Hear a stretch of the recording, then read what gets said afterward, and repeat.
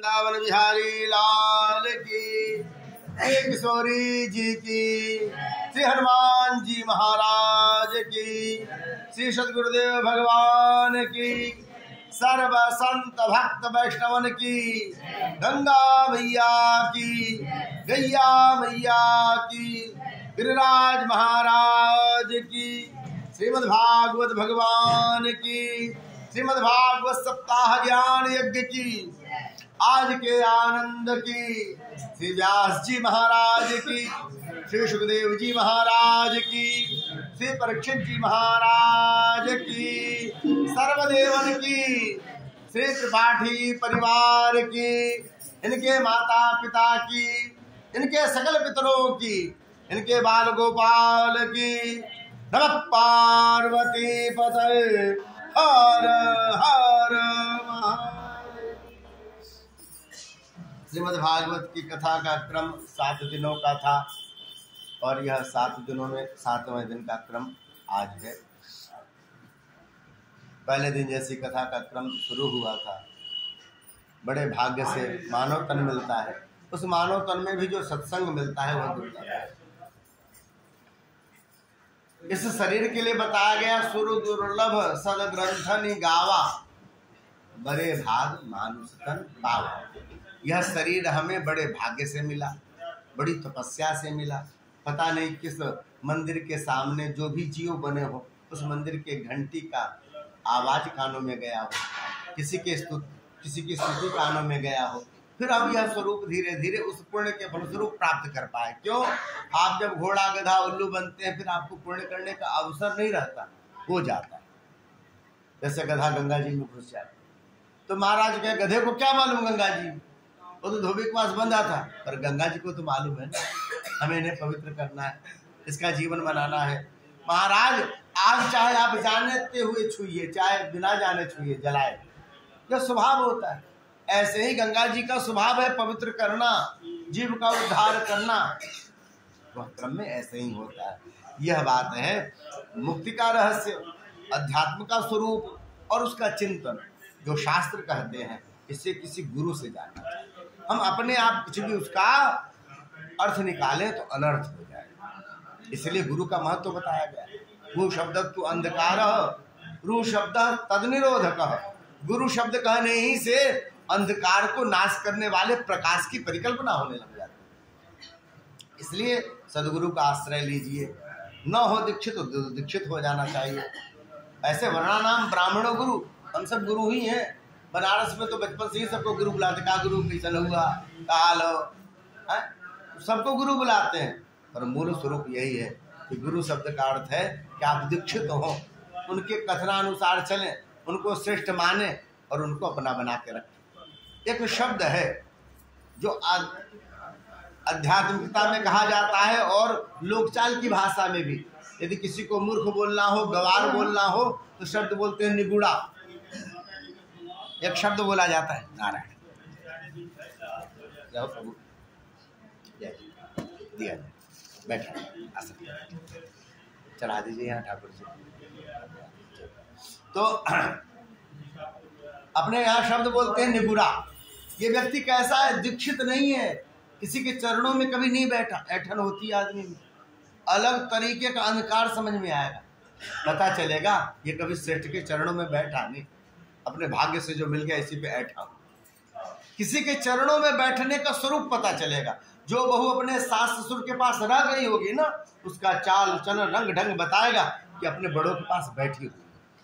इनको मालूम है घर का चलन कैसा है, समाज में कैसे रहना है, अंतर समझ में आता है, स्वरूप समझ में आता है।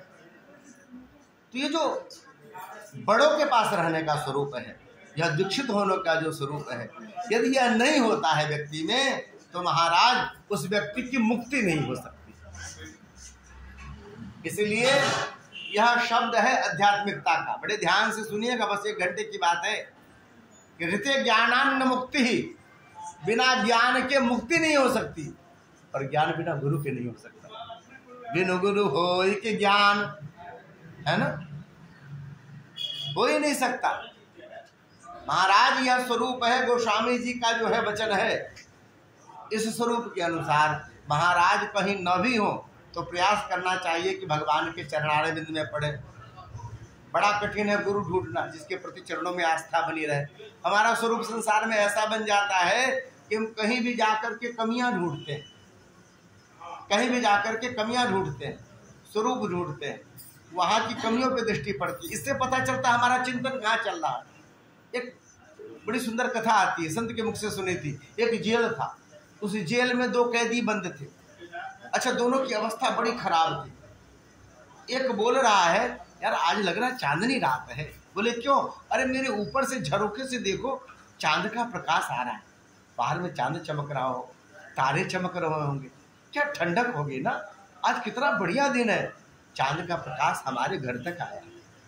ठाकुर जी यदि खुशी भेजनी हो तो कहीं भेज देते हैं। दूसरा कहता है, काहे का प्रकाश, जेल के अंदर पड़े, मच्छर काट रहा है, इतनी परेशानी है, नींद नहीं आ रही है, इतने दुख है, और तुम्हें इसमें खुशी ढूंढ रही है, तुम्हें खुशी मिल रही है, तुम उसमें खुशी ढूंढ रहे हो। भैया ये तो अपने बुद्धि की बात है, हम उसी में से कुछ अपने लिए आनंद ढूंढ लेते हैं, व्यक्ति उसी में अपने लिए दुख ढूंढ लेते हैं। कुछ लोग जगत प्रसिद्ध रूठने वाले होते हैं, जहां गए उनके लिए कुछ न कुछ दुख पड़ा रहता है, पहले से पड़ा रहता है, वो समस्याओं में पड़े थे। जहां जाएंगे 10 मिनट के बाद उनका मुंह लटका हुआ दिखेगा। अब किसी ने प्यार से पूछ भी लिया कि भैया ऐसे क्यों मुंह लटकाए हो, तो गुस्से में कहेंगे हमारा मुंह है ऐसा। होता है बहुत लोग असंतुष्ट। महाराज पूरे नाना प्रकार के व्यंजन उनके सामने डाल दिए जाए, चटनी में मिर्च थोड़ी तेज थी, सब्जी ठीक था लेकिन थोड़ा सा उसमें तेल मसाले का ख्याल रखना चाहिए था। महाराज इतना सब बना, पूरा का पूरा शुद्ध नहीं हो सकता महाराज, हो ही नहीं सकता। एक आलोचक के पास महाराज जो वो किसी की भी आलोचना कर देते थे। लक्ष्मी जी ने कहा मैं उसे संतुष्ट करके दिखाऊंगी, मैं उसे बताऊंगी, वो बड़ाई ही करेगा, वो बुराई सदा सबकी करता है, बड़ाई करेगा। लक्ष्मी जी ने अपने हाथों से भोजन बनाया। बनाने वाली लक्ष्मी जी जो भगवान विष्णु को पवाती और सब कुछ सुंदर से बना करके 56 प्रकार के भोग उसके सामने धरे, तुलसी दल छोड़ा, नियमानुसार सब धरा, खूब आदर के साथ बैठाया। उन्होंने पाया और पाने के बाद प्रसन्न मन से अब लगा तो लगे करके बड़ाई करेंगे, नहीं भोजन ठीक था पर इतना बढ़िया नहीं होना चाहिए था। अब क्या बार बार रोज हम खोजेंगे, ऐसा भोजन तुमको मिलेगा नहीं, तो दुखी ना है ये। एक दिन आपने खिला दिया, दूसरे दिन कौन खिलाएगा? अरे महाराज जो मिला हुआ प्रसन्न हो ही नहीं सकते, संसार का स्वरूप है, और ऐसे व्यक्ति को कोई प्रसन्न नहीं कर सकता। संसार में 3 प्रकार के दुख होते हैं, दैहिक, दैविक, भौतिक, 3 प्रकार के होते हैं। शरीर में कुछ हो गया, आपने दवा खाई, ठीक हो गया। दैविक प्रयोग, बहुत लोग होता है माई आ जाती है, होता है दैविक प्रयोग करते हैं, महाराज कुछ छू दिया, कुछ ऐसा हो गया, तो कुछ लोग झाड़ फूक दिए, कुछ नियम कर दिए, कुछ हो गया, ठीक हो गया। अच्छा, एक होता है महाराज दैविक, एक भौतिक प्रयोग होता है, जैसा पहले दिन चर्चा की, जैसे महाराज आप ठंडी बढ़ गई, अब सर्दी हो गया, हम लोग अचानक ठंडी गर्मी का स्वरूप आ गया, अचानक बहुत बारिश हो गई, अब आपका सब जितना रूटीन था गड़बड़ा गया, यहाँ जाना है, वहाँ जाना है, ये काम करने हैं, सब ये है दैविक प्रयोग। ये तीनों दुख कहे जाते हैं। भगवान के चरणों में रहने वालों को यह तीनों दुख धीरे धीरे छोड़ देता है, उस पर असर नहीं करता। घाव होंगे पर उस घाव के कारण वो रोएगा नहीं। परम पूज्य प्रातः स्मरणीय श्री राधा बाबा जी, आप सब कभी जाते हो गीता वाटिका दर्शन करने का मौका मिलता हो, न जाते हो तो अवश्य जाना चाहिए। प्रत्यक्ष है, हम उनके चरणों में बैठे हैं, और महाराज पूरे पारिजात हैं। जीवन में ऐसी कोई जरूरतें नहीं जो बाबा के चरणों में पूरी नहीं होती, ऐसी कोई मांग नहीं जो उन्होंने पूरी न की। साक्षात है, प्रत्यक्ष लोगों ने अनुभव किया। वो बाबा जो प्रत्यक्ष थे, सबसे मिलते थे। असंभवतः हमारे त्रिपाठी जी ने दर्शन किया हो राधा बाबा का, तो उनके पैर में घाव हो गया जी, घाव बड़ा फोड़ा हो गया। तो डॉक्टर सब समझा रहे थे, बाबा इसको ठीक कर, ऑपरेशन कराना पड़ेगा, आपको हॉस्पिटल चलना चाहिए। बोले हम कहीं जाएंगे वाएंगे नहीं, घाव है बाबा, बहुत दुखता होगा। नहीं नहीं, हमें कुछ नहीं दुखता, शरीर है, शरीर में घाव है, मैं शरीर को छोड़ ही लूँ, ऐसा बोलते। बेचारी हुआ इधर नहीं, इसको बहाएंगे, ठीक करेंगे तो कहीं कैंसर ना हो जाए। धीरे बड़ा बड़ा अंदर होता होता सब। तो शर्मा जी बड़े डॉक्टर साहब कैंसर हॉस्पिटल के हेड वे आए, 2-3 और डॉक्टर आए, तो उन्होंने कहा बाबा हम यहीं बहा देते हैं, आपको सुई लगानी पड़ेगी बेहोशी की। बोले नहीं कुछ मत लगाओ, तुम्हें ऐसा लगता है कि तुम बहा दो, दबाओ आके बहा दो। बोले बाबा बहुत दुखेगा, थोड़ा से ब्लेड मार देते फिर। बोले नहीं नहीं अब सीधे बहाओ, अब बिल्कुल चिंता मत करो, मुझे कोई कष्ट नहीं होगा। अब हिम्मत करके शर्मा जी और सब लोगों ने मिलके पांव पकड़े बाबा के और उसको दबाना शुरू किया। महाराज किल निकालने में जो डॉक्टर सब लगे हुए थे उनके पसीने निकल आए, पसीने निकल आए। बाबा उप तक नहीं बोले, चीखे भी नहीं। यह होता है महाराज जो भगवान के स्वरूप को जान गया व्यक्ति, जिसने भगवान में मन लगा लिया तो सब कष्ट होते हुए भी महाराज उसके जीवन में दुख सुख कहानी लाभ इसका असर नहीं पड़ेगा। आएगा नहीं तो ऐसा नहीं है, शरीर है, शरीर के साथ सब है, पर उसका असर नहीं पड़ेगा जीवन में। यह स्वरूप मानना चाहिए और इसे ध्यान से सुनिए। जीवन में गुरु होना चाहिए, जीवन में थोड़ी बहुत भी हो तो भगवान के चरणों में बैठने का समय होना चाहिए। ठाकुर जी की कृपा होगी वह समय धीरे धीरे बढ़ता चला जाएगा, लेकिन आप एकदम नहीं जाएंगे तो अचानक नहीं आएगा। ऐसा नहीं बनता। क्यों महाराज? क्योंकि संस्कार बनते बनते बनते, बार बार टोकने पे बनते, समझाने पे बनते, श्रेष्ठ के चरणों में रहने से बनते। उठना बैठना हंसना बोलना, कैसे ठाकुर जी की सेवा की जाए, कैसे किसी को जल दिया जाए, कैसे किसी का सम्मान किया जाए, यह परंपरा से वंशानुगत और श्रेष्ठों के चरणों में रहने से आता है। यह पता चला। भगवान राम जब वन में गए, वन में चले जा रहे थे, वन में कौन पहचान रहा था उनको? भगवान के पीछे कोई सेवक थे नहीं, पर जो देखता था वो कहता था हो न हो ये कोई राजकुमार है, इनका चलन देखो, इनका स्वरूप देखो, इनके उठने बैठने का ढंग दो, ये सामान्य नहीं लगते, जो कोई विशिष्ट है, कहीं के राजा हैं, राजकुमार हैं। हनुमान जी महाराज जब पहली बार भगवान के पास गए हैं और उनके चरणों में प्रणाम किया मन ही भर, क्योंकि ब्राह्मण के स्वरूप में थे, ऐसे प्रणाम कर नहीं सकते थे, परीक्षा लेनी थी। तो पूछना शुरू किया, को तुम श्यामल गौर शरीरा, आप कौन हो प्रभु? आप क्षत्रिय के रूप में इस वन में फिर रहे हो कौन? कठिन भूमि कोमल पदगामी। अरे कब पूछे जा रहे हैं कठिन भूमि कोमल पदगामी?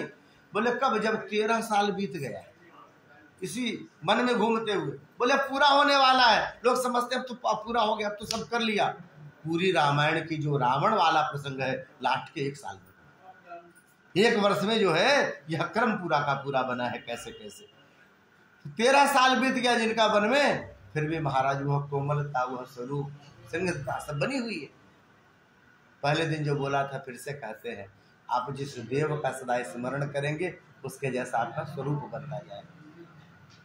सात्विक देवों का स्मरण करें तो धीरे धीरे सात्विक स्वरूप बन जाएगा। माँ भवानी का दिव्य स्वरूप आप यदि ध्यान करते हैं, माँ भवानी जैसा सात्विक दिव्य स्वरूप बन जाएगा। उसी में आप माँ काली के उपासक हो जाए, रुद्रासना स्वरूप आता है, तो वह जब हो जो खप्पड़ और खड्ग लिए खड़ी है तो वह स्वरूप आ जाएगा, फिर वह रौद्र, वह शौर्य वाला स्वरूप आ जाएगा। तो क्या होता है कि आप जैसे देवताओं का ध्यान करते हैं वैसे आपका स्वरूप, वैसा स्वभाव, वैसा सब बनने लग जाता है। इसलिए फिर से कहते हैं, दीक्षित हो, ठाकुर जी की सेवा करें नित्य निरंतर, अपने में जितने गुण हो सके वह लाते रहें। क्यों? क्योंकि महाराज यदि आप सुख में हैं तो समय बदलते देर नहीं लगती, क्योंकि पुण्यों के फलस्वरूप सुख की प्राप्ति होती है। पुण्य बनाए रहेंगे तो सुख का क्रम बना रहेगा। यदि आप किसी कष्ट में हैं तो महाराज कष्ट किसी पाप के फलस्वरूप मिल रहे हैं, वो खत्म हो जाएगा, आप फिर से सुखी हो जाएंगे। नियम है, ये संसार का नियम है। यदि आपको चिंता है, कोई विदा है और वो सच में है, आपने बनाया हुआ नहीं है, तो वो खत्म हो जाएगा। एक अपने गांव घर में बड़ी अच्छी कहावत होती, लोग कहते हैं अच्छे दिन नहीं रहे तो बुरे दिन भी कैसे रहेंगे। समय बदलता है, निश्चित रूप से ठीक हो जाएगा। पर यदि आप ठाकुर की सेवा, मंत्र जप, नियम, किसी न किसी बहाने भगवान का नाम यदि जिह्वा पे लेते रहेंगे तो जल्दी ठीक, क्योंकि भगवान नाम का बड़ा प्रभाव है। बोलिए राधे राधे, जय श्री राधे। ऐसे भगवान नाम लेने का अभ्यास करना चाहिए, जहाँ जिस परिस्थिति हो, आंगन में खड़े हो, घर में खड़े हो, किचन में हो, जहाँ कहीं भी हो, जब याद आ जाए तब स्नान करते रहे तो अपने सावर के सामने वहां बोल दीजिए गंगे गंगे, जय माँ गंगा, गंगा का फल होता है। कहते जहां रहे वहीं स्मरण कर लीजिए, गंगा नहाने के फल की प्राप्ति हो जाती है। गंगे गंगे च यो ब्रूयात् यो जनानाम शतैरपि, कहा जाता है आप 100 योजन है वहीं बोलिए माँ गंगे गंगे गंगे, आप पवित्र हो रहे हैं। ऐसी महिमा बताई गई। तो आप जहाँ हो, जिस अवस्था में हो, वहाँ पुण्य करने की प्रवृत्ति बना के रखे, क्योंकि श्रेष्ठतम है इस भूमि में तो सबसे श्रेष्ठ ब्राह्मण ही है। उस ब्राह्मण परिवार में यदि जन्म हुआ है तो महाराज कर्म नियम संयम यह सब ब्राह्मण के अनुसार ही होना चाहिए। भागवत में एक बड़ा सुंदर पंक्ति है ब्राह्मणों के निमित्त है। क्या पंक्ति है? तो कहते हैं महाराज ब्राह्मणस्य शरीरो ही क्षुद्र कामाय निश्यते। यह ब्राह्मण का शरीर हमें संसार की क्षुद्र कामनाओं के लिए नहीं मिला।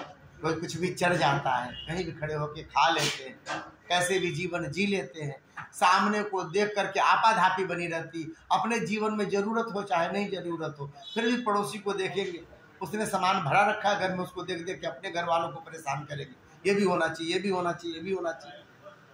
ये जानना चाहिए जीवन में हमारी मूल आवश्यकताएं क्या है। हम दूसरों को देख के न बने। हमारी संस्कृति, हमारा स्वरूप अलग है।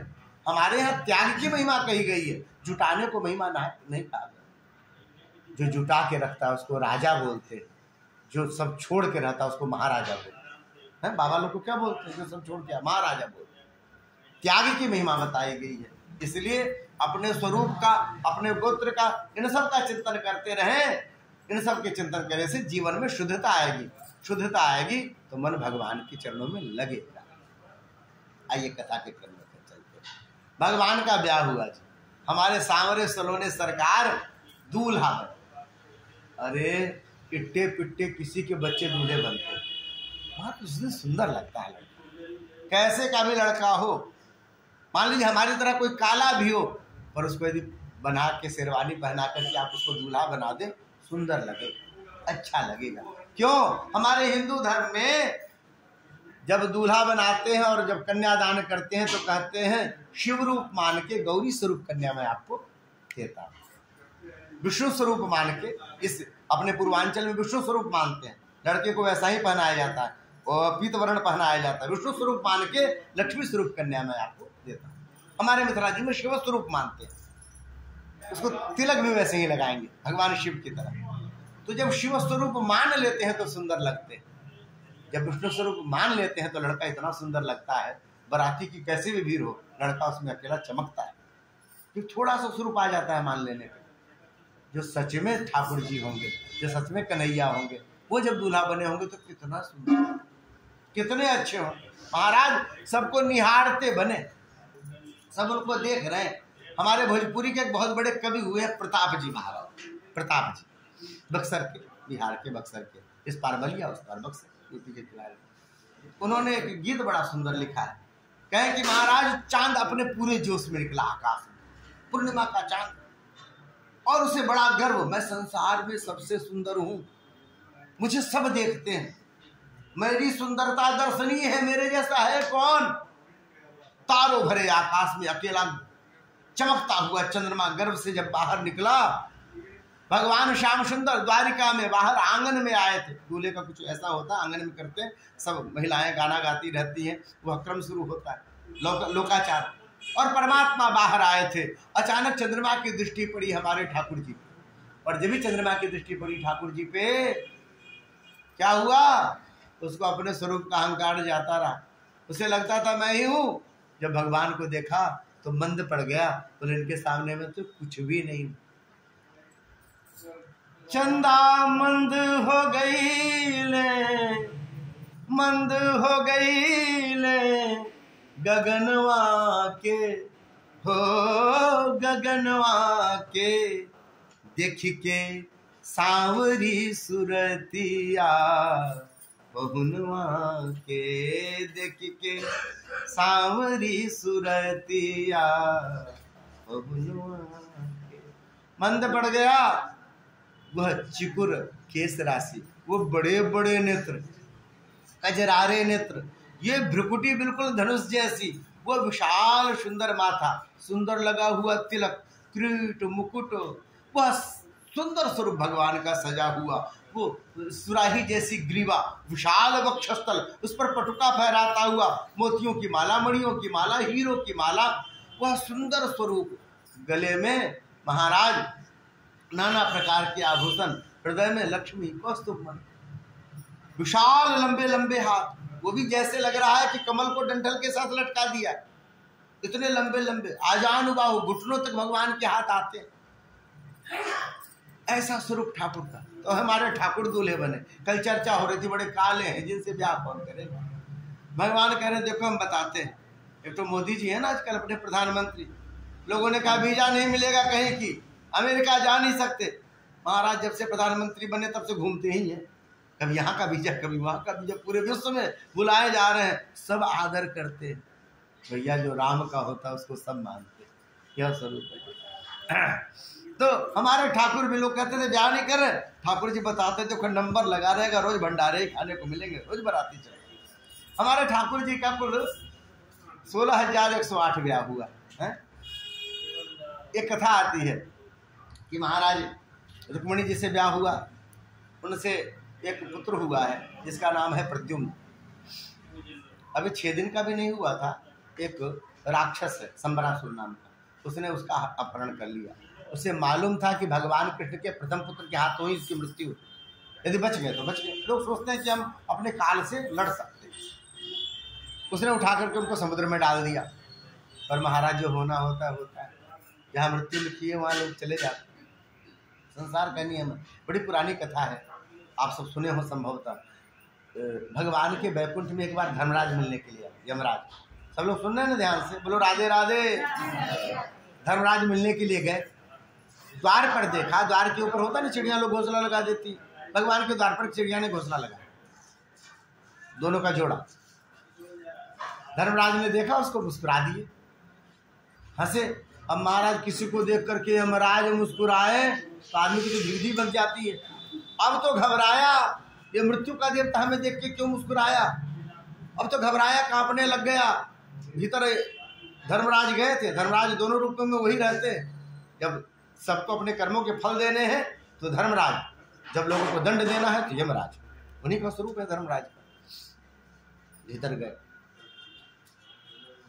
वहां पर भगवान के जो वाहन है गरुड़ जी महाराज, उनका आगमन हुआ। देखा तो ऊपर का चिड़िया दोनों कांप रहा है। अरे क्यों कांप रहे हो, क्या बात है, कोई दिक्कत है, कोई कष्ट है? बोले नहीं महाराज बहुत कष्ट है। बोले क्या हुआ? अरे हमें यमराज देख करके मुस्कुराए हैं, तब से हमें डर बन गया है। अब हमें लगता है उधर से लौटेंगे तो लेके जाएंगे, लिस्ट में लगता हमारा नाम आ गया। यमराज बोले, नारायण, गरुड़ जी बोले इतनी चिंता? अरे मैं तुम्हारा राजा हूँ, तुम्हारा कोई कुछ नहीं बिगाड़ सकता, मैं व्यवस्था करता हूँ। उनको तुरंत उठाया और उठा करके अपने वेग से, अब गरुड़ जी चले, मन के वेग से चलते गए और जाकर के सीधे कैलाश मानसरोवर पर इतनी दूर वहां जाकर के स्थापित कर दिया और आए। वहां से इतनी तेजी से गए थे, लौट करके आए। धर्मराज भगवान के दर्शन करके बाहर निकल रहे थे, बाहर निकल रहे थे तो देखा गरुड़ जी हाँफ रहे। अरे गरुड़ जी महाराज क्यों हाँफ रहे हो, कहाँ से दौड़ करके आए हो? बोले महाराज बहुत लोग का मुस्कुराना बड़ा बल देता है, किसी किसी का मुस्कुराना जान निकाल देता है, आप ऐसे ही सोचे कि हंस दियो आदमी गड़बड़ा गया। बोलो ना महाराज ऐसा क्यों बोल रहे हो? बोला वो चिड़िया थे ना दो, क्या हुआ? बोले महाराज उसको देख करके आप मुस्कुराए तो भयभीत हो गए थे, कांप रहे थे, मैंने उनको ले जाकर के कैलाश मानसरोवर पे रख दिया है। धर्मराज ने माथा पीट लिया, हे भगवान तुम्हारे इस नियम को कोई बदल नहीं सकता, संसार का स्वरूप है, जब जिसका जाना आना लिखा हुआ है तभी। अरे महाराज ऐसा क्यों बोल रहे हो, क्या हो गया? अरे भैया जब हम आए हमने दोनों चिड़िया को देखा तो इसका पूरा स्वरूप, इसकी जीवन मृत्यु हमारी आंखों के सामने घूम गई, तो मैंने क्या देखा, इसकी मृत्यु लिखी हुई है कैलाश मानसरोवर पे। तो मैं कहूँ देखो भगवान की कैसी लीला है, ये अपने पांख से चल के तो 100 साल में नहीं जा सकता कैलाश मानसरोवर, ये कैसे मर जाएगा? बता दो भगवान कैसा कैसा लिख देते हैं, बैठा हुआ है बैकुंठ में, मृत्यु लिखी हुई कैलाश मानसरोवर। ऐसा सोचकर मैं मुस्कुराया, भगवान का कैसा विधान है। अंदर गया हूँ और आपने उनको पहुंचा दिया, तो चले गए। ये संसार का स्वरूप है, जिसका जब जहाँ जाना जैसा लिखा है उससे आदमी बच नहीं सकता। एक और छोटी सी कथा आती, हमारे बनारस के मित्र हैं, वो सुनाते थे। एक बार जो है धर्मराज आए एक व्यक्ति के यहाँ, और उसके पास आए, कहे देखो भैया पंडित जी आपके जाने का समय आ गया है। जाने का समय? बोले देखो लिस्ट। अच्छा जाने का समय आ गया, अब क्या करें? धर्मराज आ गए। बोले महाराज ऐसे मत ले जाओ, हमारे घर में अतिथि की सेवा होती, थोड़ा खाओ पियो, थोड़ा आराम करो, फिर हम आपके साथ चलेंगे। महाराज धर्मराज की खूब सेवा हुआ की, खूब खिलाया पिलाया, पंखा लगा दिया। हाँ अब गर्मी थी, धर्मराज को पंखा लगते ही नींद आई, सो गए। और जब ही सो गए उन्होंने झट से उनकी लिस्ट निकाली, देखा तो सबसे ऊपर नाम लिखा हुआ। ये तो गड़बड़ हो गया भैया, अपना नाम ऊपर लिखा है, ऊपर से नाम काटे सबसे नीचे लिख दी। बोले चलो इतने दिन की आयु बच जाएगी। धर्मराज थोड़ी देर बाद उठे, बोले पंडित जी तुमसे मैं बड़ा प्रसन्न हूँ, तुमने बड़ा बढ़िया मेरा आभगवत किया, खिलाया पिलाया, हम प्रसन्न हो गए तुमसे। चलो अब पहले तुमको नहीं ले जाते हैं, हम लिस्ट में नीचे से नाम शुरू करते हैं। यानी जाना निश्चित है, आप उसको अपनी बुद्धिमानी से नहीं बदल सकते। बुद्धिमानी ये है कि जो क्षण मिला हुआ है उसमें भगवान नाम स्मरण करे। संबरासुर ले जाकर के समुद्र में डाला, उसे एक मछली ने पा लिया। मछली जो थी पकड़ी गई मछुआरों के हाथ, फिर से पहुंची है संबरासुर के भोजनालय में। राक्षस सब ये सब खाते हैं जीव, यदि कोई जीव खाता हो वो राक्षस ही है, चाहे जहां कहीं भी हो। तो वह जो है जब उनके पास पहुंचा है संबरासुर के भोजनालय में, तो उसका पेट चीरा गया, उसमें से बालक निकला जीवित। श्री रति जो थी, रति वहां पर मायावती के रूप में विद्यमान थी। रति मतलब कामदेव की पत्नी। उन्होंने पहचान लिया मेरे पति कामदेव है, उनका लालन पालन किया, 16 वर्ष की अवस्था हुई, प्रणय निवेदन किया, आप मुझसे ब्याह कर लो। अरे आपने मुझे पाला पोसा है, आप धाया हो। अरे नहीं धाया नहीं है, आप अपने स्वरूप को याद करो प्रभु। भगवान शिव का व्रत नियम ध्यान तोड़ने के लिए आपने 5 बाण चलाए थे, भगवान शिव की तीसरी आंख खुली और आप जल करके समाप्त हो गए। मैं उनके चरणों में जाकर के रोने लग गई, प्रभु आपके चरणों में लोगों के सौभाग्य बनते हैं, मैं ऐसी दुर्भाग्य वाली हूँ, मेरा सौभाग्य चला गया। हमारा सौभाग्य कैसे मिलेगा? भगवान भोलेनाथ ने कहा मिल जाएगा, जब यदुवंश में भगवान कृष्ण द्वापर युग में अवतरित होंगे, उनके प्रथम पुत्र के रूप में तुम्हें अपने पति की प्राप्ति हो जाएगी। बोले तब तक? बोले तब तक अनंग रूप से काम सब जगह व्याप्त रहेगा, उसका शरीर नहीं रहेगा पर उसको महसूस कर सकेंगे, उसको लोग महसूस करेंगे और रहेगा, व्याप्त रहेगा। ऐसा जब कहा। शिव पुराण में एक और बड़ी सुंदर कथा आती है। अभी हम लोग जून में पादरी बाजार में श्री बांकेलाल सिंह विद्युत विभाग के अभियंता, उनके यहाँ शिव पुराण की कथा थी 9 दिनों की। शिव पुराण में अद्भुत प्रसंग आया है।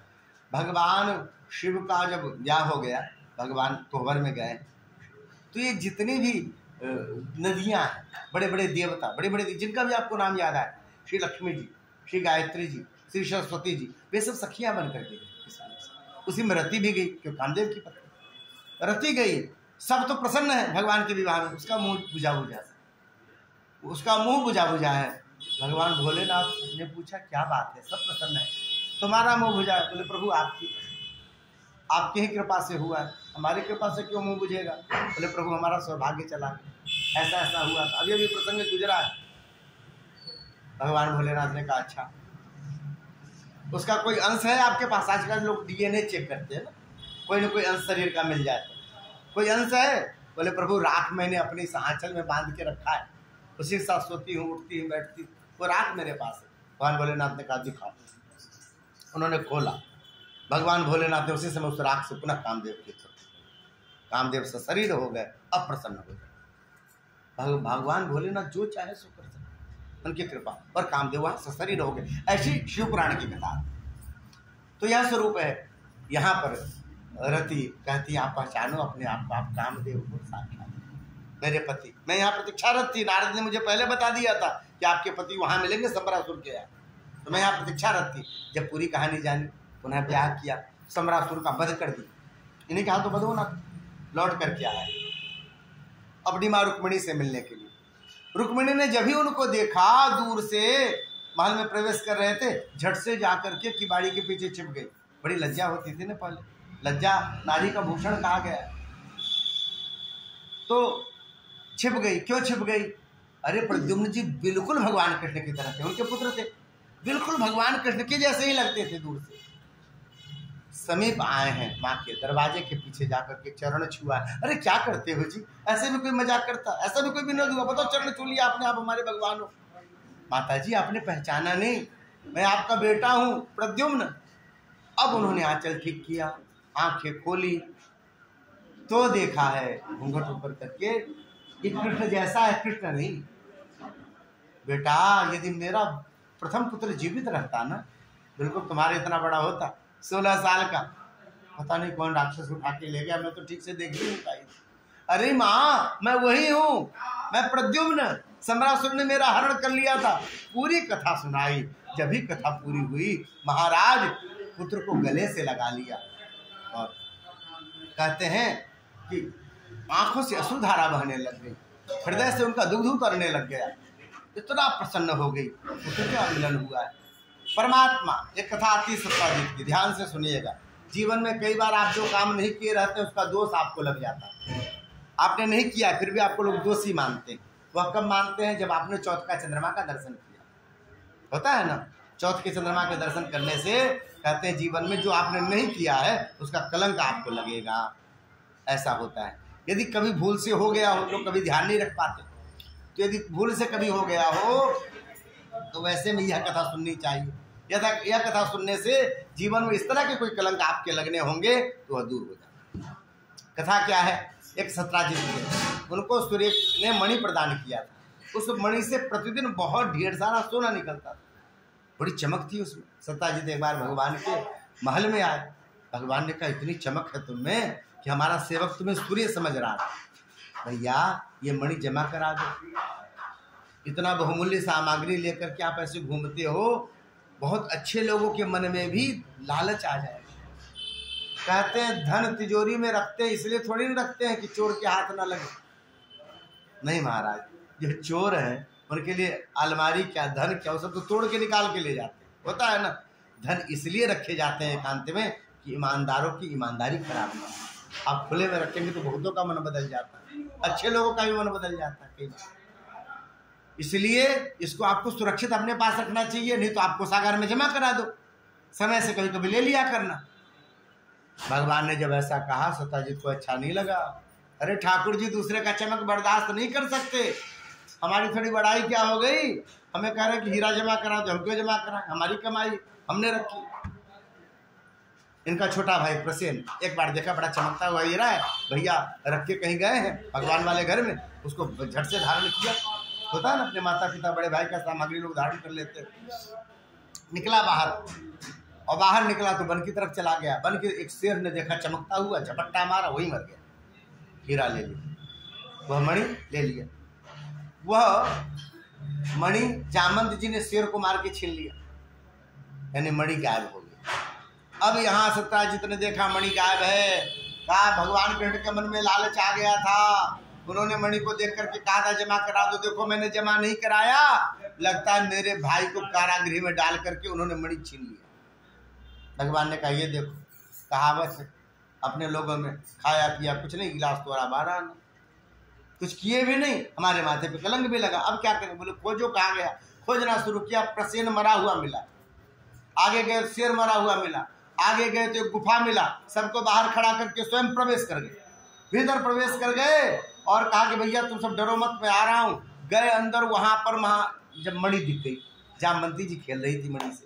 भगवान लेने चले, जामवंती जी ने हल्ला किया, कभी मनुष्य देखा नहीं इस रूप में। जामवंती जी आए, अब भगवान जब तक बोलते उठा के पटक दिया। फिर अपने आप को संभाले, फिर कुछ कहना चाह रहे भैया सुनो, फिर उठा के पटक दिया। अब तो भालू है, उठा के पटका। अब भगवान ने उनको पकड़ा, दोनों के बीच में मल्ल युद्ध शुरू हुआ। ये उठा पटक, ये उठा पटक, 1 दिन 2 दिन 3 दिन 4 दिन 27 दिनों तक लड़ते रहे भगवान जामवंती जी। यादव जी लोग जितने थे वो तो 4-5 दिन में घबराए, लगता है भगवान अंदर संकट में फंस गए, अब किसी की हिम्मत ना हो अंदर जाए। भगवान के सारे सब थे पर भगवान ही अंदर है, कोई गया नहीं। लौट करके सब आए द्वारिका। अब तो द्वारिका में पूरी मुर्दनी फैल गई, सब शोक में आकुल हो गए। अब क्या करें? नारद जी का आगमन हुआ, माँ दुर्गा का स्तवन शुरू हुआ है। महाराज माँ दुर्गा की मूर्ति पधराई गई, नियमानुसार ब्राह्मण बैठे, दुर्गा सप्तशती का पाठ शुरू हुआ। स्वयं नारद जी ने देवी भागवत की कथा शुरू की। सबने एक ही प्रार्थना की, माँ हे भगवती हमारे भगवान कृष्ण से हमको मिला दो। कुछ बात समझ में आ रही है?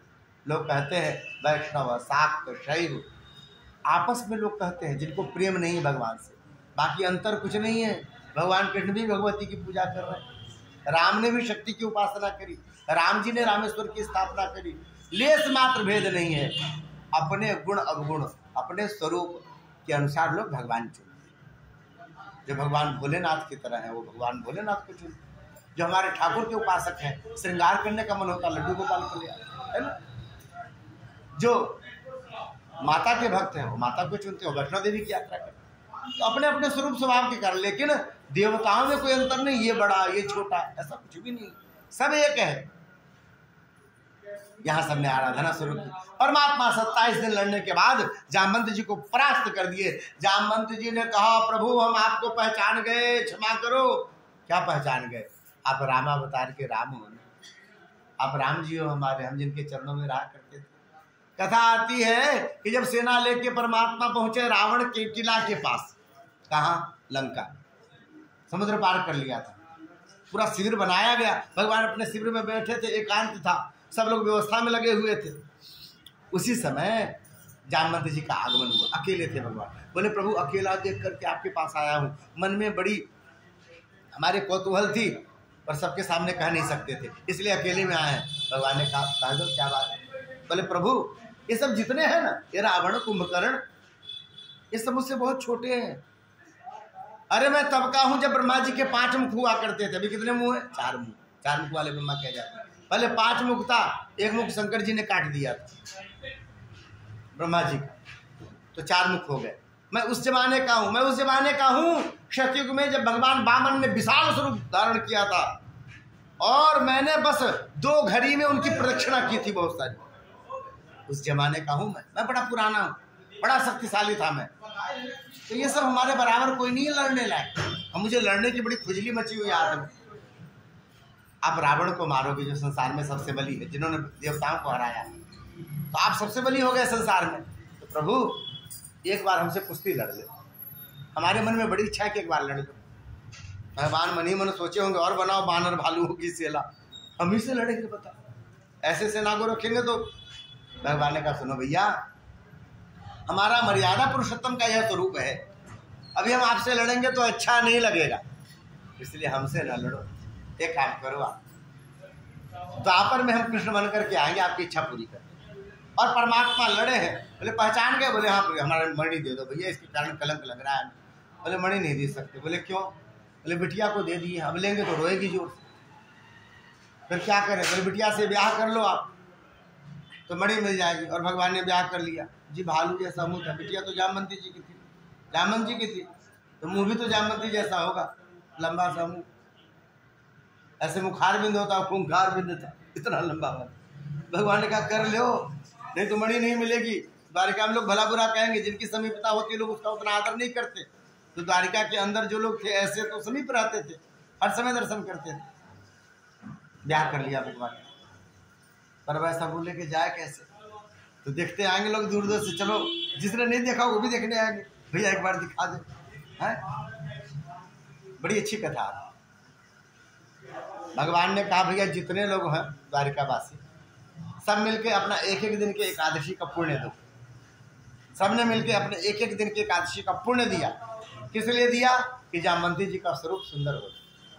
बस उस एकादशी के पुण्य के प्रभाव से जामवंती जी पूरा वह स्वरूप चला गए, सुंदर हो, बड़े सुंदर हो। अच्छा ये स्वरूप क्यों मिला था जामवंती जी को? पिछले जन्म में सर्व संपन्न होने के बाद भी उन्होंने एकादशी का अनादर किया, एकादशी नहीं किया। यह कथा है। जामवंती जी आ गई, मणि सौंप दिया सत्राजित को। अब सत्राजित के मन में बड़ी ग्लानि, मैंने भगवान कृष्ण पर आक्षेप लगाया, झूठा आक्षेप। अब इस ग्लानि को कैसे मिटाएं? उनकी बिटिया है सत्यभामा भूदेवी, उसका प्रस्ताव लेकर वासुदेव जी के पास गए, अपने लाला से हमारी बिटिया का ब्याह कर दो। वासुदेव जी मान गए, बड़ी सुंदर थी सत्यभामा जी, और भगवान से उनका ब्याह हो गया। कितने ब्याह हो गए जी? 3 हो गए, 3 हो गए। इसके बाद फिर लक्ष्मणा जी से ब्याह हुआ है जी, नागनजिति जी से ब्याह हुआ, 7 सांडों को, जो बड़े कठिन थे, पकड़े नहीं जा रहे थे। राजा ने यह प्रतिज्ञा करी, जो ऐसा कोई बलवान व्यक्ति आए जो 7 सांडों को नाथ दे, हम उससे अपनी बिटिया का ब्याह करेंगे। सब हार गए, किसी की हिम्मत ना पड़े। जो जा उठा के पटक दे महाराज, कमर टूट रही, हाथ टूट रहा, कोई जा नहीं रहा था। अब लगा कि क्या होगा। नीति जी ने कहा, प्रभु अब आप ही आओ तो हो सकता है, नहीं तो हम तो कुंवारे रह जाएंगे। परमात्मा पहुंचे हैं, हमारा ध्यान किया जा रहा है। और उन्होंने 7 को नाथ करके अपना बल दिखाया और उनसे ब्याह हुआ है, उन्हें लेकर के आए। इस तरह से परमात्मा ने 8 विवाह किया है। कालिंदी जी से ब्याह हुआ, यमुना जी के किनारे तपस्या कर रही थी, और इसलिए तपस्या कर रही थी कि भगवान नारायण से हमारा ब्याह। अर्जुन ने बताया यही नारायण है, यही वासुदेव श्री कृष्ण नारायण है, और उनसे ब्याह हो गया जी। भौमासुर के कैद में 16,100 राजकुमारियां थी, किसी उसके अनुष्ठान के लिए, जहां पर वह बलि देता उनका। भौमासुर का वध किया परमात्मा ने। देवताओं की माता अदिति का कुंडल लौट आए, इंद्र के छत्र लौट आए, और सब राजकुमारियों को खाली कर दिया। वहां के जितने राजा थे उनको खाली कर दिया, जाओ, सबको कारागृह से निकाला। राजकुमारियां सब चरण पकड़ के रोने लग गई। पहले तो खुश हुई, हमें घर लौटने का मौका मिलेगा, फिर याद आया हम स्त्री शरीर की, और स्त्री शरीर तब कहीं रह जाए, फिर जब जाए तो उससे लोग कई तरह के प्रश्न पूछेंगे, हमारे विषय में कई बार चिंतन किया जाएगा, और हम कई जगह जाके सफाई देती फिरेंगे, फिर भी हमको लोग मानेंगे नहीं। संसार का स्वरूप है।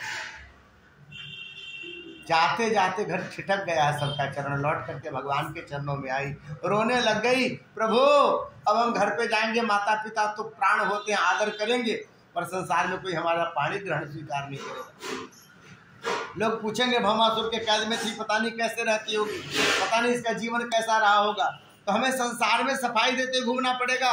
हम सम्मानजनक स्थिति संसार में नहीं पा पाएंगे। हम किसको बताएंगे कि हम पराश्रित थे, हमें कुछ नहीं मालूम। हम दीनहीन हो जाएंगे प्रभु संसार में, और दीनों के नाथ तो तुम हो ठाकुर, दीन बंधु तो तुम हो। ऐसा जब कहा, परमात्मा ने कहा ठीक है, कृपालु है प्रभु, जान रहे हैं समाज की स्थिति। अरे सीता जी जब रह के आई कुछ महीनों, तो उनके ऊपर भी लोगों ने आक्षेप किया, पूछा, ऐसी कथा की साक्षात भगवती। राजकुमारियों को भगवान ने कहा ठीक है, आप हमारे यहाँ रहना, पर हम ऐसे क्यों रखेंगे चरणों में, हम आपका विधि विधान से, वैदिक विधि से आपका पाणी ग्रहण स्वीकार करेंगे। 16,100 मंडप बनाया गया, ब्राह्मण सब जगह बैठे, सब जगह राजकुमारियां बैठी, और कहते हैं परमात्मा 16,100 रूपों में स्वयं वर बने, सबके साथ एक साथ ब्याह किया। और भगवान के रानियों की संख्या हो गई 16,108, और उनके प्रत्येक के 10-10 बच्चे हुए। कितनी संख्या हो गई भैया? बस नहीं, 11 तभी 1,46,000 थोड़ी ना हुआ, 86,000 नहीं, तब भी ज्यादा होगा, क्योंकि 16,108 है ना, 10-10 है ना, 10 गुना ना होगा, ठीक है, 16 लाख हो गया। बैंक वाले जी हाँ, तो भजन करते थे, पाठी जी से मन बड़ा प्रसन्न रहता, साधु है बिल्कुल, अच्छा हुआ, कथा हुआ, भेंट हुई। क्या होता है, एक स्वरूपता होते हैं लोग, एक आत्मिक होते हैं। कुछ लोग बाहर का स्वरूप बनाए, पर अंदर से बहुत जुड़ाव रहता है दुनिया से। बहुत लोग ऊपर से नहीं बनाते, अंदर से खुले रहते हैं, है हो रहा है तो ठीक, नहीं हो रहा है तो ठीक, ऐसे ही हमको दिख रहा है 7 दिन से, बाकी इनका जो स्वरूप है तो निश्चिंत रहते हैं। यह स्वरूप आ जाए, ठाकुर जी की कृपा होती है। तो क्रम यह था कि ठाकुर जी का ब्याह हुआ, लौट करके ठाकुर जी आए, यहाँ ठाकुर जी का स्वागत हुआ। इस क्रम में बहुत सारी कथा आती हैं। पूषा का अनिरुद्ध से ब्याह हुआ, बाणासुर की पोती थी, बाणासुर की बेटी थी, और भगवान का पुत्र अनिरुद्ध गायब हो गया। उषा ने अपने यहाँ अपनी सेविका के माध्यम से बुलवा लिया था। भगवान को पता भी नहीं चला, इतने बच्चे थे, इतने पोता पोती थे। हमारे गुरु जी कहा करते थे कि घंटी बजता होगा पंकज का सीताराम, तो सब थाली लेके निकलते होंगे। अरे ऐसा नहीं है, भगवान के जितनी रानियां उतने बड़े महल बने हुए, 16,108 महल, उन पुत्रों के लिए, पुत्र वधु के लिए, पत्र वधु के लिए, सबके लिए महल, सबकी व्यवस्था थी। पर गायब हो गए तो भगवान को नहीं मालूम चला। नारद जी ने बताया, अरे भैया इतने बेटा पोता कर लिए हो तो नंबर लटका के रखा करो, अमुक नंबर का बेटा। बोले क्या हुआ? बोले अनिरुद्ध 3 महीने से गायब है, आपको मालूम है? नहीं मालूम। अब भगवान ने खोजना शुरू किया तो मालूम चला नहीं है, तो समझे कहीं घूमने गए। अरे वो तो कारागृह में पड़े हैं। भगवान ने बाणासुर के पास जाकर के आक्रमण किया है, बाणासुर को परास्त किया और उनके हाथ सब अमनिया कर दिए, 2 हाथ छोड़े, भगवान शिव प्रसन्न हुए, आशीर्वाद दिया। राजा नृग की कथा आती है, बड़ी सुंदर कथा। उन्होंने जीवन में बड़े गौदान किए थे, पर ब्राह्मण की सामग्री उनके घर में रह गई थी, इसके कारण उनको क्या बनना पड़ा? गिरगिट बनना पड़ा। हमारे ब्राह्मणों में एक बड़ी कमी होती है, कुछ भी दान पुण्य करते हैं उसमें बुद्धि लगाने लग जाते हैं। नहीं लगाना चाहिए, शास्त्र के अनुसार चलना चाहिए। कई बार लोग बहुत सामग्री दान करते हैं, सैया दान आदि किया लंबा चौड़ा, और उसको कहा कि महाराज हम अपनी बिटिया को, भांजों को देंगे, अपने नाती को देंगे। नाती को देने का बड़ा पुण्य होता है। आप 100 ब्राह्मण खिला लो, एक नाती को खिला लो, बराबर पुण्य की प्राप्ति होती है। नाती का इतनी महिमा, पर भैया जब नाती सामने हो तब दान दो, और यदि ना हो और आपने रख लिया, आपके घर के उपयोग में वो चीज आ गई, अमित पाप लगता है, बहुत पाप लगता है। दान दी हुई सामग्री यदि आपके घर में आ जाए, ब्राह्मण की सामग्री घर में नहीं रखनी चाहिए। नृग कहते हैं मैं गिरगिट बना हूं। लोगों ने पूछा क्यों? बोले गौदान करते थे, फिर क्यों गिरगिट बने? एक ने कहा हो सकता है कि जो गाय भिसुक जाती है वो उठा के पंडित जी को दे देते हैं। सोचे कौन गाय गोबर करे, चारा काटे, कुछ मिलना तो है नहीं, ऐसी गाय आपने पकड़ाई होगी पंडित जी को? बोले नहीं नहीं भाई, अश्विनी बिल्कुल दुधारू गाय। अच्छा, तो जो बूढ़ी हो जाती होगी गाय, तो बोले अपने खुटे में मरे, इससे बढ़िया पंडित जी को पकड़ा दो, उनके यहाँ जाके मरे। हैं तो ऐसी बूढ़ी गाय आपने दान कर दी होगी, इसके कारण उस दान का उतना फल नहीं होता। बुद्धि लगाई ना आपने? बोले नहीं नहीं, तरुणी बिल्कुल नई गाय, पहली ब्यान वाली गाय मैंने दान की। हो सकता है आपने ऐसी गाय दान की जो आपसे संभल नहीं रही होगी। कोई गाय होती बड़ी मरखा होती है, उनको 2-2, 4-4 लोग पकड़े तब किसी तरह दूधे बनता है। आपने ऐसी गाय दान की होगी, बड़ी परेशान रहे होंगे, बोले पंडित जी को पकड़ा दो, बुढ़ी को उठा के पटके दो। ऐसा करके उसको पंडित जी को पकड़ा दिया होगा, वो दान कर दिया होगा। बोले ना ना, शील रूपा, भैया हमने ऐसी गाय दान की जिसको दूहते समय छानना भी नहीं पड़ता था, पैर बांधते ना पीछे, छानना भी नहीं पड़ता। ऐसी गाय होती है जनकपुर में, हमारे मंदिर में आप आओ, ऐसी गाय देख के ली जाती है जिसको छानना ना पड़े। आप दूध लीजिए, उसके पास बस बछड़ा रहे, दूध लीजिए, नहीं परेशान। अच्छा, तो ये हो सकता है कि आपने जर्सी गाय दान किया होगा। आजकल तो मिक्स आने लग गई, दिखने में देसी दिखती पर होती नहीं। हमारे यहाँ तो वाटिका में बड़ा शोध होता है, बिल्कुल शुद्ध देशी गाय रखी जाती। कभी आप सब आए तो वाटिका में दर्शन कीजिए, पीछे गौशाला है, और समय मिले तो सेवा कीजिए। गौ सेवा की बड़ी महिमा है, बड़ी महिमा। कुछ ना कुछ ना हो तो वहाँ से तुरंत सामग्री लेकर के सेवा कर सकते हैं, वही गुण मिलता है। 50 रुपये का खरीदे तुरंत खिलाए, 50 रुपये की घास खरीदे तुरंत खिलाए, सब व्यवस्था है। चाहे तो महाराज जीवन में कुछ ना कुछ कष्ट हो, रोग हो, दिक्कत हो, चिंता हो, तराजू लगा हुआ है, एक पलड़े में बैठ करके तुला दान करा लीजिए। आप जितने वजन के हैं उतनी सामग्री जो गौ खाती है वह दूसरे तल्ले पे रखा जाएगा, और जितनी सामग्री रखी जाएगी उसका जो है दाम आपसे लिया जाएगा, और वह गाय खाएगी और आपका तुला दान हो गया। अमृतपूर्ण तुला दान से कहते हैं जीवन के कष्ट जो न मिट रहे हो, जो दवाइयों खाने से ठीक न हो रहे हो, वो कष्ट मिटने लग जाते हैं। आप अनुभूत करके देखना, अपने यहाँ तो शास्त्रों में लिखा है तुला दान की ऐसी महिमा। वहाँ सब कुछ लगाया पड़ा है, तो थोड़ा सा बस आपको जाना, हिम्मत करनी ऐसे गौ सेवा। तो बोले विशुद्ध कपिला गाय मैंने दान की है। राजा ने कहा कपिला गाय दान की। फिर महाराज क्यों गिरगिट बन के पड़े हो? एक दूसरे बालक ने कहा हो न हो, गाय तो ठीक रही होगी, पंडित जी गड़बड़ रहे होंगे। बहुत लोग होते हैं महाराज, स्वरूप चिन्ह कुछ नहीं रहता ब्राह्मण का, न शिखा, न सूत्र, न तिलक, न चंदन, न स्नान, न ध्यान। पूरे मुंह में गुटखा भरे हुए, हर समय मुंह इसे रहता है सुअर की तरह, ऊपर के रहेंगे। जरा किसी ने थोड़ा बहुत इधर टेढ़ा मेढ़ा बोल दिया, थूक के बोलेंगे जानते नहीं हो ब्राह्मण है, पंडित जी है। अरे काहे के पंडित जी हो महाराज? जीवन में स्नान ध्यान व्यवस्था कुछ है ही नहीं, नियम संयम है ही नहीं। आपने ऐसे ब्राह्मण को दान किया होगा जो संस्कारहीन है, ऐसे को दान करने का फल नहीं होता। कभी भी दान पुण्य करें, खूब याद रखिए, आपके यहाँ जो सत्यनारायण कथा कराता हो, आपके घर में जो शादी ब्याह करता हो, जिसकी जजमानी है आपके यहाँ, पहले दान उनको करना चाहिए। हमें भी नहीं करना चाहिए, उनको करना चाहिए। कई बार हम लोग भागवत करने जाते हैं, लोग शैया दान कई तरह के विधान करते हैं, देसी लोगों में ऐसा होता है, तो करते हैं, तो हम उनको कहते हैं भैया भले ही आप हमको दिख रहे हो पर आप उनको कीजिए जो आपके यहाँ कराने आते हैं। हम ब्राह्मण हैं और ब्राह्मण का ये काम है दान देना, दान लेना, पाठ पढ़ना, पढ़ाना, यज्ञ करना, कराना कर्म है। हम लेने से मना नहीं करते, पर पहला अधिकार उनका होता है, आप उनको ही देना चाहिए। यदि आप जब उनको न दें, मान लीजिए आपके हैं ही नहीं, बहुत लोग ऐसे होते हैं जो गांव से शहर में बस गए, गांव के ब्राह्मण आ नहीं पाते, अब कोई उपाय नहीं है, कोई नहीं सकता। कई जगह गांव के ब्राह्मण सभी दिल्ली बम्बई कमाने लग गए, लोगों ने अच्छी दक्षिणा दी नहीं, उनका घर चल नहीं पाता, फिर दूसरों की जगह जाके फैक्ट्रियों में काम करते हैं, तो उनके यहाँ परंपरा खत्म हो जाती है ब्राह्मणी।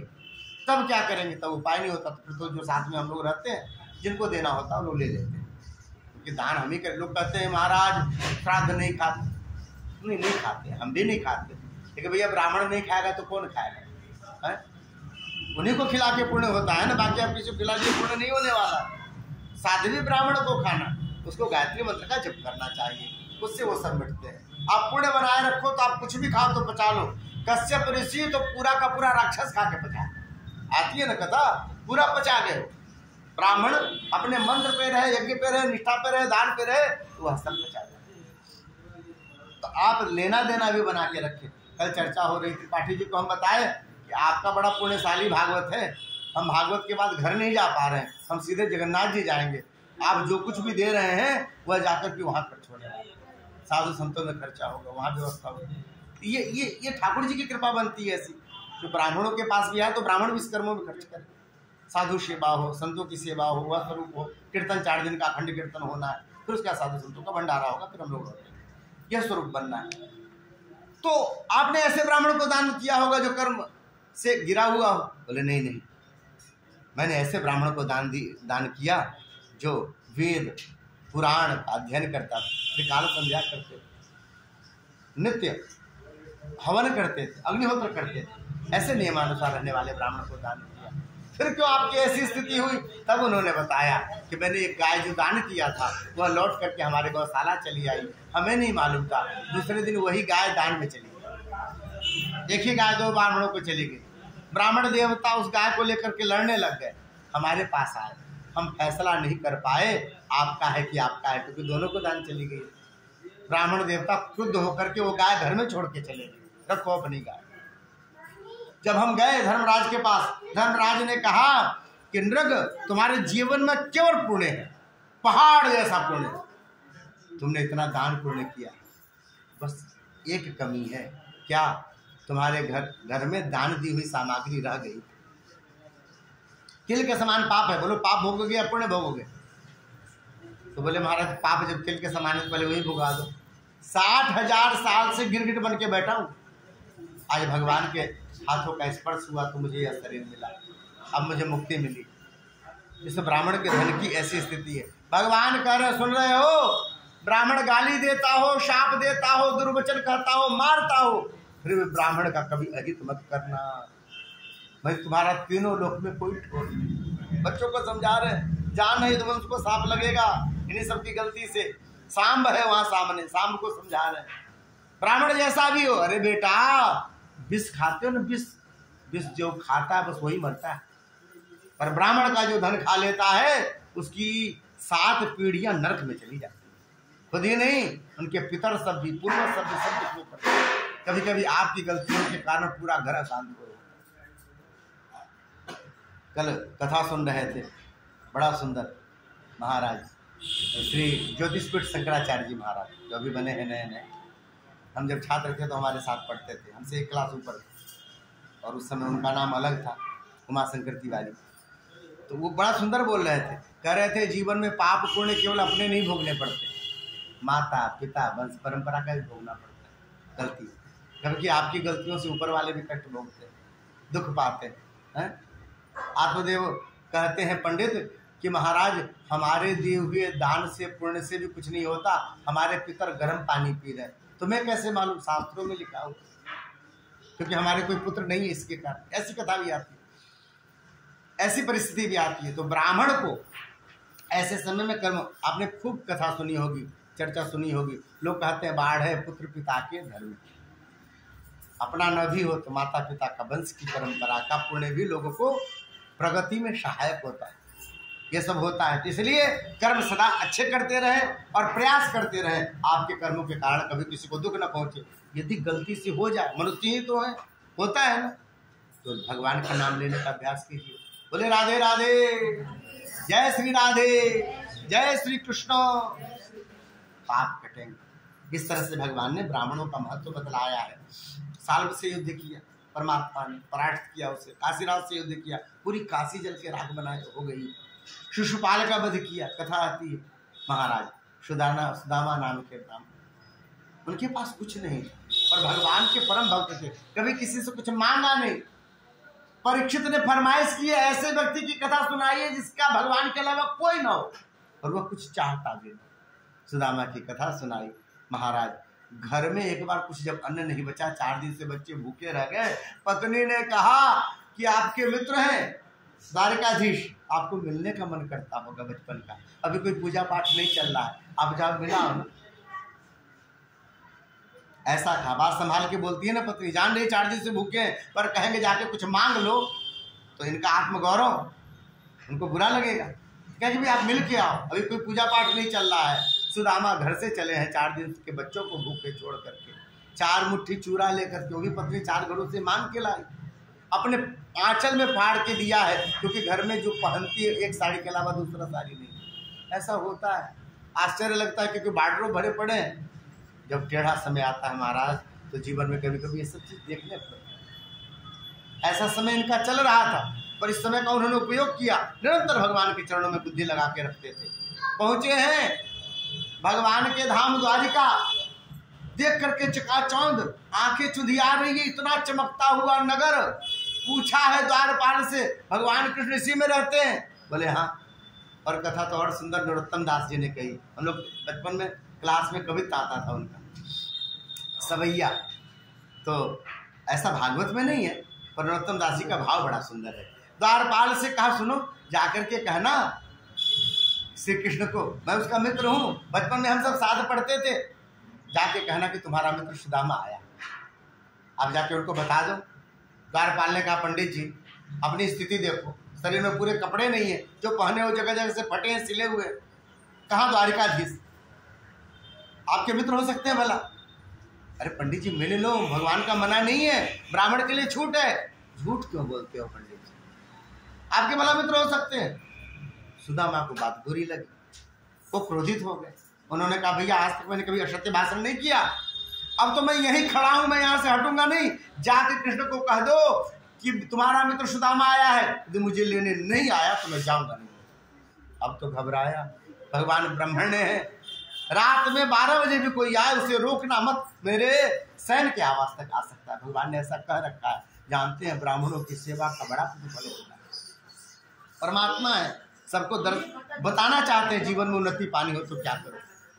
अब क्या करे द्वारपाल, चरण पकड़े, अरे पंडित जी झूठे का गुस्सा हो गया, आप शांत रहिए, ऐसा ना करें, आप जाइए। बोले ना हम नहीं जाएंगे, अब तो टन गए, 4-5-7 दिन का भूखा ब्राह्मण।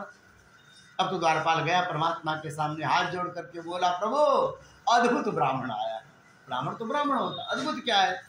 अब वो सवैया, शीस पगान झगा तन पे, प्रभु जाने को आही बसे के ही ग्रामा, धोती फटी सिलटी दुपटी, अरुपाय उपान की नहीं सामा, द्वार खड़े द्विज दुर्बल देखी, रहो चकिसो वसुधा अभिरामा, पूछत दीन दयाल को धाम, बतावत आपन नाम सुदामा।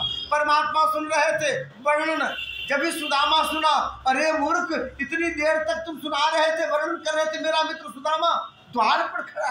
परमात्मा दौड़े, नरोत्तम दास जी कहते हैं दौड़े द्वारपाल से सुदामा नाम पाणे सुनी, छाड़ी राजकाज असित जी की गति जान के दौड़े हैं परमात्मा। जितने बालक हैं, रानियां हैं, आश्चर्यचकित है, सूर्य आते हैं, चंद्रमा आते हैं, इंद्र आता है, भगवान शिव ब्रह्मा भी आए, परमात्मा अपने आंसू से नहीं उठते, सबसे बड़े क्यों उठे? ऐसा कौन आ गया जिसके लिए परमात्मा दौड़ रहे हैं?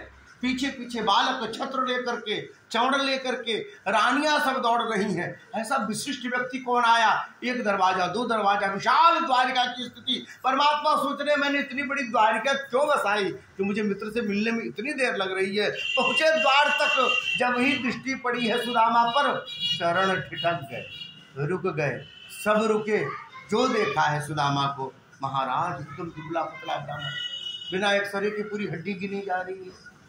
महाराज शरीर में पूरे वस्त्र नहीं, घुटने तक की धोती गांधी जी की तरह, फटा पुराना एक कंधे पे दुपट्टा और माथे पे चमक, गौरव, आत्म गौरव ब्राह्मण का।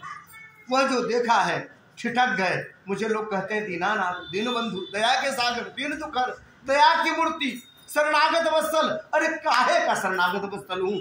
जिसको कोई मित्र मानने वाला हो और उसकी स्थिति ऐसी हो जाए, उसके शरीर पे कपड़े न बचे, काहे का मैं द्वारिकाधीश।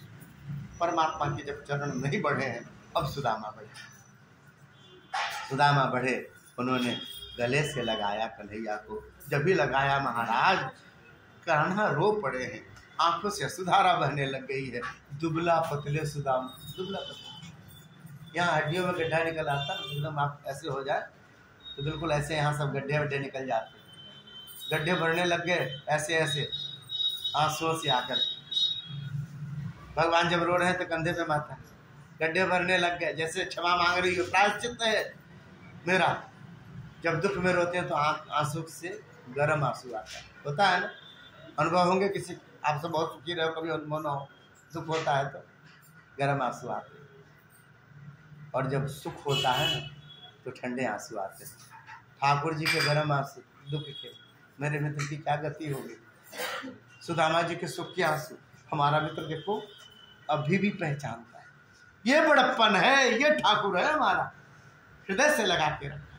आंखों से ठंडे आंसू, भगवान के कुंचित केस घुंघराले केस भीग रहे। भगवान ने हाथों में उठाया, गोद में उठाया, लेके चले। अब तक चले थे, चले, अब मत चले, अब सब लेके चल रहे हैं। महाराज साक्षात लक्ष्मी रुक्मिणी जी चंवर डुला रही हैं, सत्यभामा भूदेवी छत्र लिए खड़ी हैं, सब घंटे बजाते चल रहे हैं, जैसे परमात्मा को लेकर के, जैसे केदारनाथ को लेकर पुजारी चलता है, हमारा परमात्मा ऐसे चला है। ये ब्राह्मण की महिमा जो कर्मनिष्ठ है, ब्राह्मण के धन के कारण आदर नहीं होता, ब्राह्मण का ज्ञान और भक्ति के कारण आदर।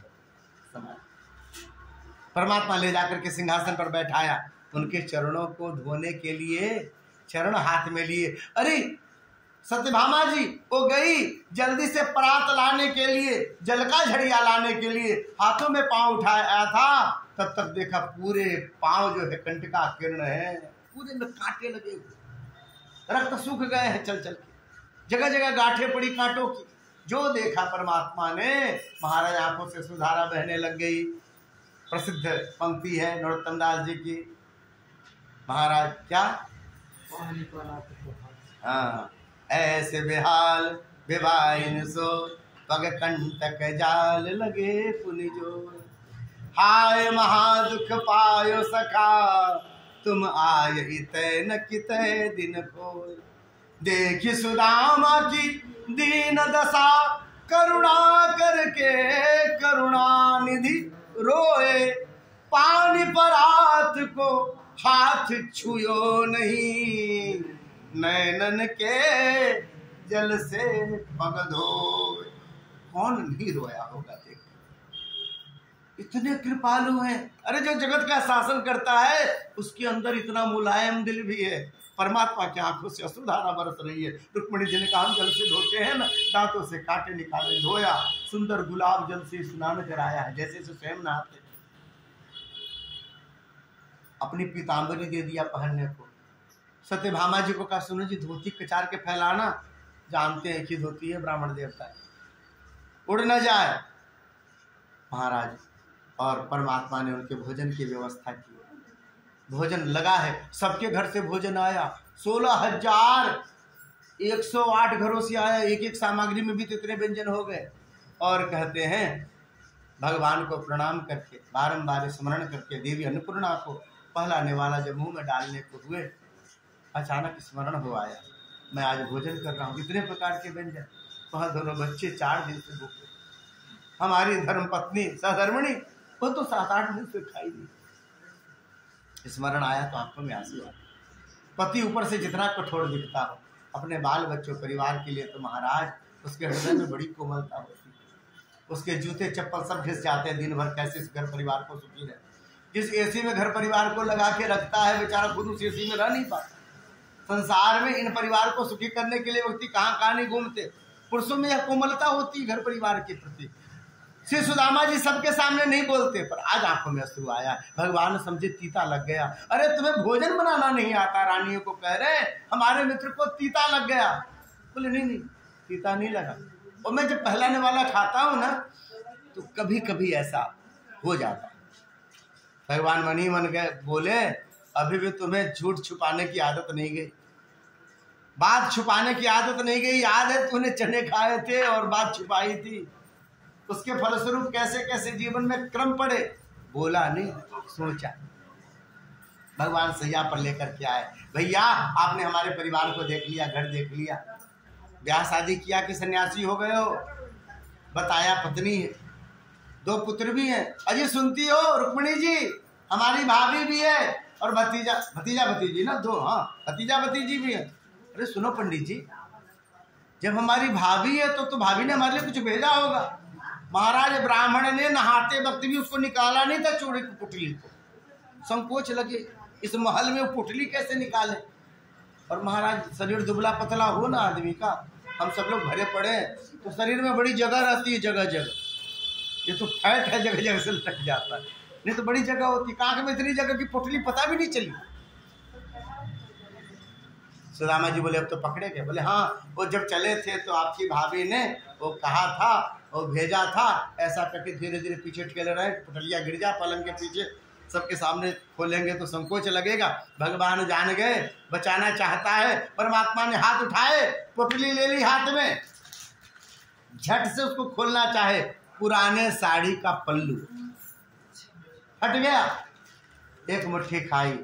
कहते हैं तीनों लोक में एक लोक का जो होता है वह उन्होंने सुदामा जी के खाते में डाल दिया।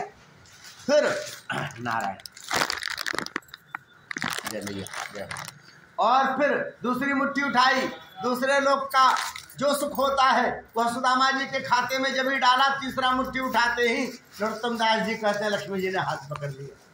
क्या करते हो प्रभु, जब तीनों लोग का सुख उन्हीं को दे दोगे तो स्वयं सुदामा की तरह रहोगे। ऐसा जब भी कहा आंखों आंखों में, और उस स्फुट स्वरूप में क्या कहा, भाभी ने भेजा तो अकेले खाओगे, हमें भी तो प्रसाद मिलना चाहिए। ब्राह्मण के घर का एक एक चावल के छोटे छोटे कड़िका बना करके पूरे परिवार में बट गया जी। जो बता रहे थे 10 लाख से ऊपर, 16 लाख से ऊपर जो परिवार था सब में बटा है, वही जीभ पे रख दिया जो प्रसाद। और परमात्मा के भाग्य में लिख दिया कि जहां तक महाराज आप जाएं 16,108 लोगों को भोजन कराने का जो पुण्य होता है वो आपके खाते में। ऐसा परमात्मा ने कहा। इतने से भगवान कहाँ मानने वाले थे, विश्वकर्मा को बना के भेजा है। सुनो, वहां जा करके जैसा यह द्वारिका महल है वैसा ही बनाना, थोड़ा सा भी कम मत बनाना। इधर इनको कुछ नहीं मालूम, सुंदर महल व्यवस्था सब बना दिया, इतना धन दे दिया कि पुस्त दर पुस्त खाए कभी कमी ना हो। इनको कुछ नहीं मालूम। कुछ दिन रहे, फिर सुदामा जी को कहा भैया भाभी को कह के आए थे आप ज्यादा दिन रहोगे। बोले नहीं, कह के नहीं आए। अरे चिंता कर रही होगी, जाओ अब बता के आना हम इतने दिन रहेंगे। सुदामा जी ने कहा तो बड़ा कंजूस आदमी निकला, मैं कहाँ जाने को कह रहा हूँ, जबरदस्ती कर रहा जाओ। बोले हाँ भैया घर परिवार वाले चिंता करते हैं, जाओ जाओ जाओ आप जाओ। अच्छा ठीक है तो जाएंगे। जाओगे क्या, जाओ। फिर भगवान इतना प्रेम से तो खिला पिला रहा था, इतनी बढ़िया सेवा हो रही थी, अब कह जाओ। अच्छा ठीक है, अब ये सुबह सुबह चले जाओ, वहीं जाने में क्या जाने फिर शाम हो जाए, रात हो जाए, मार्ग में फिर दिक्कत होती है ना। हाँ ठीक है तो मैं जाऊँ। हाँ जा भैया। अरे सुनो सुनो, आपने मेरा पीताम्बर पहना हुआ, रुक्मिणी जी धोती लेके आओ इनकी, वो फटी वाली धोती जो सिली हुई थी, भैया धारण कर लो आपकी धोती। सुदामा जी ने कहा ओ ऐसे माल नहीं बनाते लोग, ये कंजूसी है। बताओ ब्राह्मण की पीताम्बर भी निकलवा ली, वही फटी वाली धोती। अच्छा ठीक है पहन लिया फिर से भगवान। तो चलो कन्हैया मैं, हाँ जा भैया। और सोचे जाते समय थोड़ी दक्षिणा उठना विदाई विदाई लिफाफा उफा मिलेगा, कुछ नहीं दिया, टीली लीली ठाकुर जी शुरू से दिखा के थोड़ी देते, तो कुछ नहीं। जाए? हाँ जाओ भैया जाओ। अरे सुनो, द्वारपाल को जा छोड़ के आना इनको छोड़ कर के आओ रास्ते तक। महाराज वहाँ से विदा कर दिया, मार्ग तक छोड़ने, न लिफाफा न सेवा न कुछ, वही वाली धोती जैसे आए थे वैसे विदा। हे भगवान बताओ तो, सच में ऐसे ही लोग सोने का माल बनाते? कुछ दिया लिया भी नहीं, इतना पैसा वाला। रास्ते में अचानक जब शाम हुई तो एक जंगल आया, तब विचार किया मेरा कन्हैया बड़ा कृपालु, उसने मुझे धन नहीं दिया, धन दे दिया होता, सुंदर सुंदर वस्त्र पहना देते, तो चोर डकैत कोई भी मुझे देखता तो मुझे बड़ा आदमी समझ करके मेरी हत्या कर देता, पैसे छीन लेता, जीवन चला जाता। भगवान कृपालु हैं, जो करते हैं कृपा ही करते हैं। अब मुझे काहे का डर, जंगल में प्रवेश कर जाए, इनका कोई क्या बिगाड़ लिया। महाराज गए, पहुंचे वहां पहुंचे, महल को देखा है चकाचौंध, घबराए कहीं मैं वापस द्वारिका तो नहीं आ गया। जाकर के द्वार पर पूछा है, द्वारपाल ने जाकर के अंदर खबर करी है, अंदर से सुशीला जी जो उनकी पत्नी है वह आई है, घूंघट किया हुआ है उन्होंने, हाथ में थाल है पूजन की, जैसा स्वरूप बतलाया था ब्राह्मण का, पहचान गई हमारे पतिदेव हैं। थाल लेकर के आई, घूंघट लंबा किया हुआ था, पहचान नहीं पाए। ठाकुर जी थोड़ा धन देते हैं तो थोड़ा स्वरूप भी बन जाता है, ऐसे हिलती डुलती सी आई थी तो नहीं पहचान पाए। दुबली पतली से उनकी पत्नी वही याद था उनकी। तो उन्होंने कहा सेठानी जी हमारा यहाँ पीपल के नीचे एक घर था, 2 बच्चे थे, पत्नी थी, बड़े गरीब थे सब, कहीं चले गए होंगे बेच करके आपको भूमि, क्योंकि उनके अन्न नहीं था। कहाँ चले गए हमें जरा आप बता दें तो हम वहाँ चले जाएंगे। उन्होंने चरण पकड़े, प्रभु आपने अपने दासी पर ही पहचाना। अरे आवाज़ सुनी हुई लग रही, घूंघट उठाया, अरे सुशीला तुम, ये क्या है? बोले प्रभु आपके चरण इधर चले और उधर विश्वकर्मा जी, और ये सब बना करके गए और कहा कुछ मत करना, केवल भजन करना, केवल भजन करना, अब आपको कोई कमी नहीं रहेगी। अब सुदामा की आंखों में आंसू आए। मैं कहता था कि ऐसे ही लोग सोने का महल नहीं बनवा लेते। अरे मेरा ठाकुर ऐसा है, संसार वाले थोड़ा देते हैं और बहुत बताते हैं, थोड़ा दे करके संसार में छपाते हैं। हमारा ठाकुर तो महाराज देता है तो किसी को बताता भी नहीं, और देता ऐसा कि सामने वाले को फिर मांगने वाला नहीं रहना पड़ता, वह देने वाला बन जाता है। पसारा हाथ है जिसने तेरे दरबार में आकर, तुझे देते नहीं देखा मगर झोली भरी देखी। ये हमारे ठाकुर जी की कथा थी जो आपने 7 दिन सुनी है। आप जैसे भी सुने, प्रेम से, भाव से, अनमने ढंग से, पर यदि आप यहाँ बैठे होंगे तो कानों में आपकी कथा आई है। मुख्य उद्देश्य यही होता है कि भगवान की कथा जाए। दृष्टांत भी भगवान की कथा को पुष्ट करने के लिए दिए जाते हैं। आगे की कथा बहुत बड़ी नहीं है, सामान्य है, वह आपको कुछ क्षणों में कह देते हैं। आप ध्यान से सुने। परमात्मा के पास देवता आए हैं और उन्होंने प्रार्थना करी है कि प्रभु आपने जो जिस कार्य के लिए यह स्वरूप धारण किया था वह कार्य पूरा हो गया है, 2 लोग सुना है, अब वहाँ चले, वहाँ की लीला बंद है, चला जाए। परमात्मा ने कहा ऐसे कैसे जाएंगे? विचार किया, इतना विशाल यदुवंश का क्या होगा, हमसे संभले, सबसे संभलेंगे नहीं। परमात्मा के मन में इच्छा हुई और भगवान की इच्छा स्वरूप ब्राह्मण जो दत्था बांध के चलते थे, ऋषिमुनि तपस्वी लोग, वो लोग आए हैं। विशाल जत्था ब्राह्मणों का। शाम के मन में कौतूहल सूझा। बहुत लोग संतों की सेवा करते, ब्राह्मणों की सेवा करते, सेवा तो इन लोगों ने भी की, पर बालकों के मन में कौतूहल सूझा। उसने नारी का स्वरूप बनाया, उसको लेकर के घूमने लग गए, इनके साथ के भाई सब।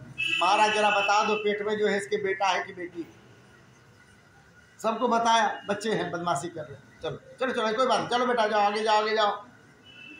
दुर्वासा ऋषि उनके सामने पहुंचे, बाबा जरा बता दो बेटा है कि बेटी? दुर्वासा ऋषि हर समय लाल रहते हैं, क्योंकि बहुत नियम करते, केवल दुर्वा खाते रहते हैं। जो थोड़ा तपस्वी होगा फिर उसका क्रोध भी थोड़ा सा आता है।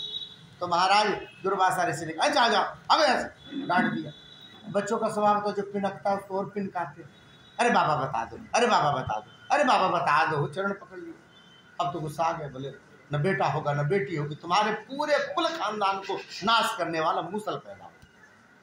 अब तो सब घबरा गए, बाबा गुस्सा आ गए, जाकर के जल्दी जल्दी वस्त्र हटाए, भागो यहाँ से।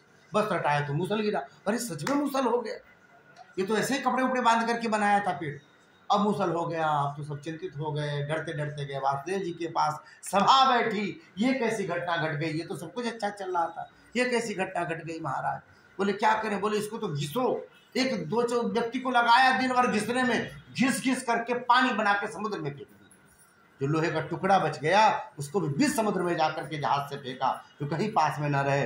पर महाराज ब्राह्मणों का साप विफल नहीं होता। भगवान कर सकते थे, भगवान में सामर्थ्य है, पर भगवान की ही कृपा, उसकी इच्छा से तो आए थे ब्राह्मण। वसुदेव जी चिंतित हुए, अपशकुन होने लग गया। महाराज पूरे द्वारिका में मुर्दनी छाने लग गई, सब शोकाकुल हो गए। आकाश से बारिश गिरता है तो पूरा दुर्गंध फैल जाती है, रक्त गिरते हैं, रक्त की बूंदें गिरती है। अब आरती करते हैं तो कई बार आरती बुझ जाती है, कोई पुण्य कर्म करने चलते होता नहीं है, लोगों की बुद्धि बिगड़ने लग गई। भगवान ने कहा सब चलो प्रभास क्षेत्र में, जहाँ चंद्रमा को क्षमा रोग से मुक्ति हुई, सब चलो वहां पर, वह बड़ी पवित्र भूमि है, वहां जाकर के दुख मिटते हैं, वहां जाकर यज्ञ करना, दान करना, पुण्य करना, पाठ करना, स्तोत्र जप करना, पाप कटेंगे। सब पहुंचे, वो करोड़ों की संख्या में जो थे वे सब पहुंचे वहां पर जो विधान था, जो निश्चित था, होना तो वही था। परमात्मा एक जगह जब बैठे हैं, देवता आए हैं, उन्होंने स्तुति करी है। वसुदेव जी के पास नारद जी आए हैं, नव योगेश्वरों का संवाद सुनाया, भागवत धर्म का उपदेश सुनाया। उद्धव जी को भगवान ने एकादश स्कंद के 18-19 अध्यायों में सुंदर प्रवचन किया। यम नियम आसन प्राणायाम प्रत्याहार धारणा ध्यान समाधि को विशद रूप से खोल के सुनाया।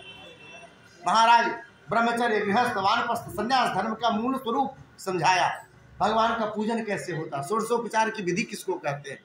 महाराज भगवान की मूर्तियां कितने प्रकार की होती, अष्टधा मूर्ति होती 8 प्रकार की।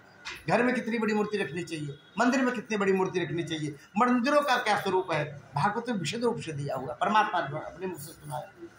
उद्धव जी को विदा किया, महल में मत जाना, वन में जाओ और वन में जाके मेरा भजन करो। उद्धव जी गए, मैत्रेय गए, पुनः देवता आए और देवता स्तुति कर रहे थे। इधर महाराज जो यज्ञ पुण्य पाप पुण्य करने के लिए गए थे, किसी बात को लेके बहस हो गई। बहस कुछ नहीं थी, कभी छोटी छोटी बात पे लोग 20 साल केस लड़ लेते, आजकल भी इतनी सी जमीन को लेके 4 अंगुल बात को लेकर के गांव घर में खूब होता है, छोटी सी बात को लेके फड़से चलते हैं, भाइयों में रक्त में, ऐसा जो है ही नहीं, कोई नहीं ले जा पाया। अरे दादा परदादा भी अपने साथ लेके नहीं जा पाए थे, उसको लेके लोग लड़ते हैं। संसार का स्वरूप है, कुछ नया नहीं। वैसा ही कुछ हुआ, छोटी बात को लेके झगड़े हुए, झगड़ा ऐसा बड़ा हुआ कि सब लड़ते लड़ते लड़ते भाइयों में भाई लड़ने लग गए।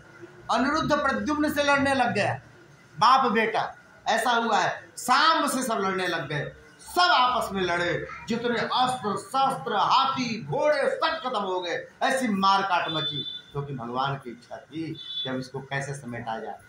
और अंतिम में जब कुछ नहीं बचा तो लकड़ी का जो बुरादा था, एरका नामक घास बन गया था, उस बुरादा के एरका नामक घास को उठा के एक दूसरे को मारने लग गए।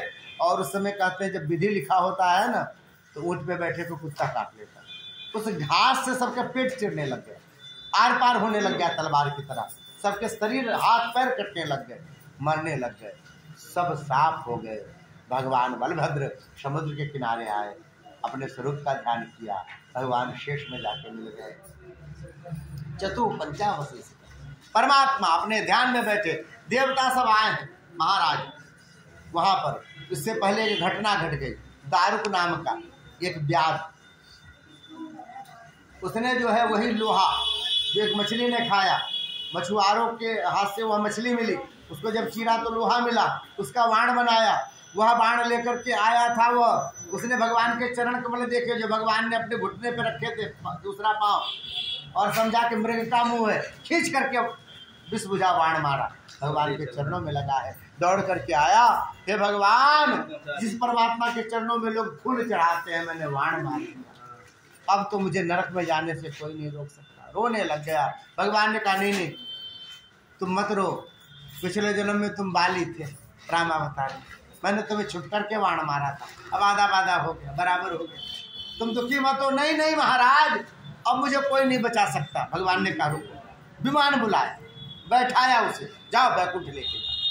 ऐसा कृपालु कौन मिले, जिसने बाण मारा उसे भी भगवान अपने बैकुंठ की यात्रा करवाते हैं। देवता आए, सबने स्तुति करनी शुरू की। अचानक बिजली चमकी है और कहते हैं महाराज, उस बिजली की चमक के साथ ही जब आंखें सबकी खुली, परमात्मा वहां से अपने धाम को चले गए।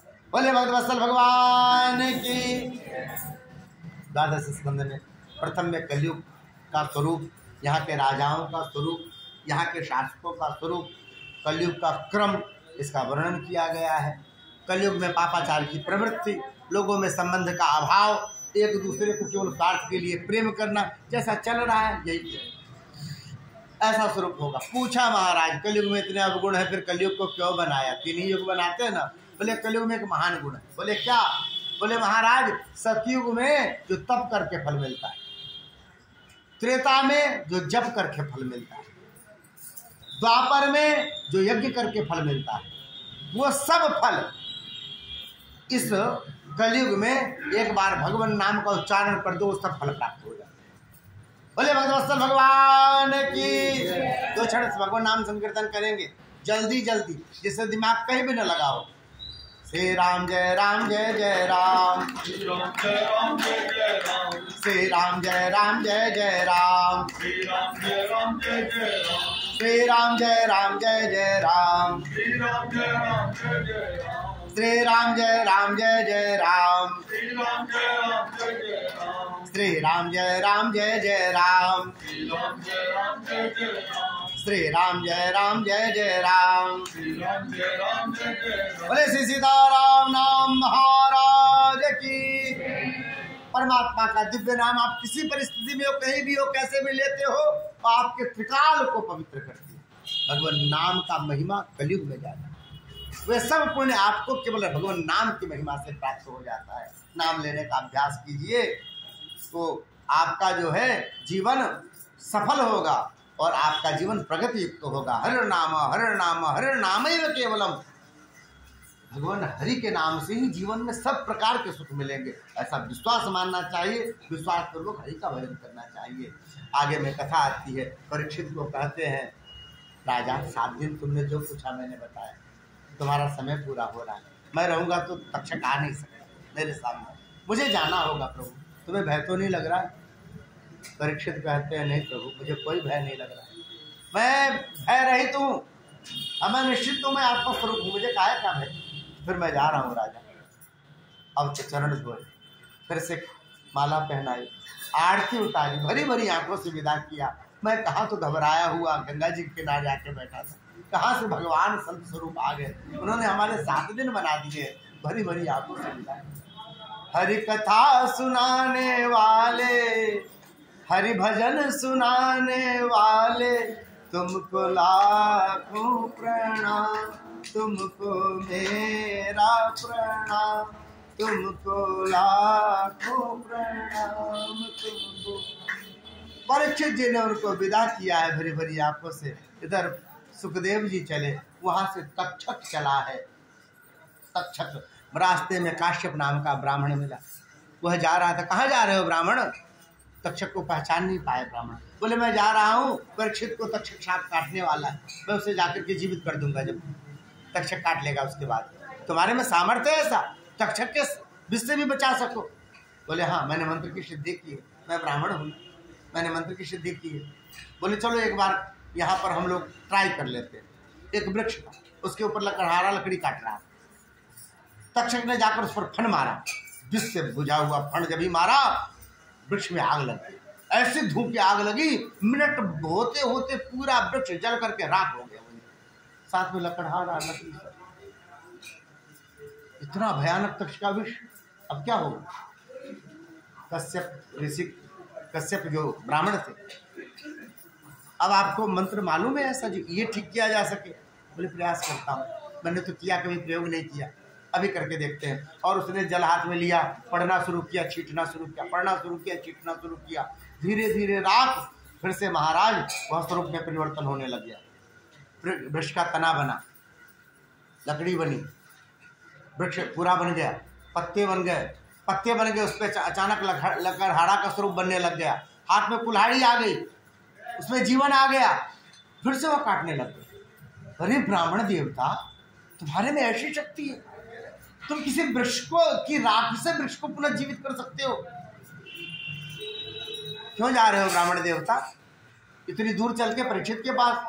मैं क्या बताऊं महाराज, 4 दिन से मेरे घर में रोटी नहीं बनी, हमारे यहाँ बड़ी दिक्कत है, धन नहीं है। होता है जिसके पास सरस्वती होती, धन नहीं है, धन नहीं है। हम सब भूखे रहते, जा रहे हैं राजा को जीवित करेंगे, राजा उसके बाल बच्चे परिवार वाले तो बहुत धन देंगे, हमारा घर चलेगा, हमारी दाल रोटी चलेगी, ठाकुर जी को भोग लगाएंगे। कान खड़े हो गए तक्षक के, हाँ ये बात, धन नहीं है, धन तो नागों के पास होता है। बहुत धन दिया, इतना धन दिया, कश्यप वहीं से विदा हो गए, ब्राह्मण वहीं से विदा हो गए, नहीं तो कहानी बदल जाती। यहाँ आए तक्षक अपने प्राण को सभी चक्रों का भेदन करते हुए मस्तक से परीक्षित ने पहले निकाल दिया था। शरीर केवल छूने को बोला, शरीर छूते ही भस्म हो गया। जन्मेजय क्रुद्ध हुए हैं, संसार से सर्पों को समाप्त कर देंगे, मैं छोड़ूंगा नहीं। ब्राह्मणों को बुलाया है, याग किया, सर्प सब जगह जगह बिलों से निकल करके आकाश से उस आहुति कुंड में गिरने लग गए, भगदड़ मच गई, हाहाकार मच गया है। लोगों ने समझाया है फिर जन्मेजय ये उचित नहीं, ये ठाकुर जी की लीला, भगवान ने ऐसा कि तुम जीवों की हत्या कर रहे हो, पाप कर रहे हो, यही विधि विधान निश्चित था, कुंडली में लिखा था। जब समझाया हो तो भगवान के लोग गए, उनकी दुर्गति नहीं हुई है। जन्मेजय ने फिर यज्ञ बंद किया। मार्कंडेय जी की कथा आती, भगवान शिव के दर्शन हुए, भगवान शिव की बारात का दर्शन हुआ, प्रलय के दर्शन की इच्छा थी, उस प्रलय के दर्शन में वो जो प्रयागराज में है बट वृक्ष, उसके पत्ते पर भगवान कृष्ण की छवि दिखी, अपने पैर के अंगूठे को मुंह में चूसते थे। करार बिंदे न पदार बिंदम मुखार बिंदे विनिवेशयन्तम वटस्य पत्रस्य पुटे शयानम बालम मुकुंदम मनसा स्मराम। ऐसी छवि दिखी है, परम प्रसन्न हुए। अब सबको सूत जी महाराज प्रणाम करते हैं जिन्होंने इस पौराणिक कथा में उनका सहयोग किया। एकादश अध्याय पूरा का पूरा सबको नमन करने में बीता है। द्वादश अध्याय में अनुक्रमणिका बताई गई है भागवत की। 7 दिनों में जो हमने कथा कही, बस क्रम से, आपने कथा तो पूरी सुनी है पर एक क्रम जान लीजिए। पहले दिन की कथा में पद्म पुराण अंतर्गत महात्म्य आया था, जो 6 अध्यायों का था, जिसमें धुंधकारी भक्ति और ज्ञान वैराग्य की कथा आई। धुंधकारी जैसा पापी भी भगवत कथा से तर गया, उसकी भी मुक्ति हुई।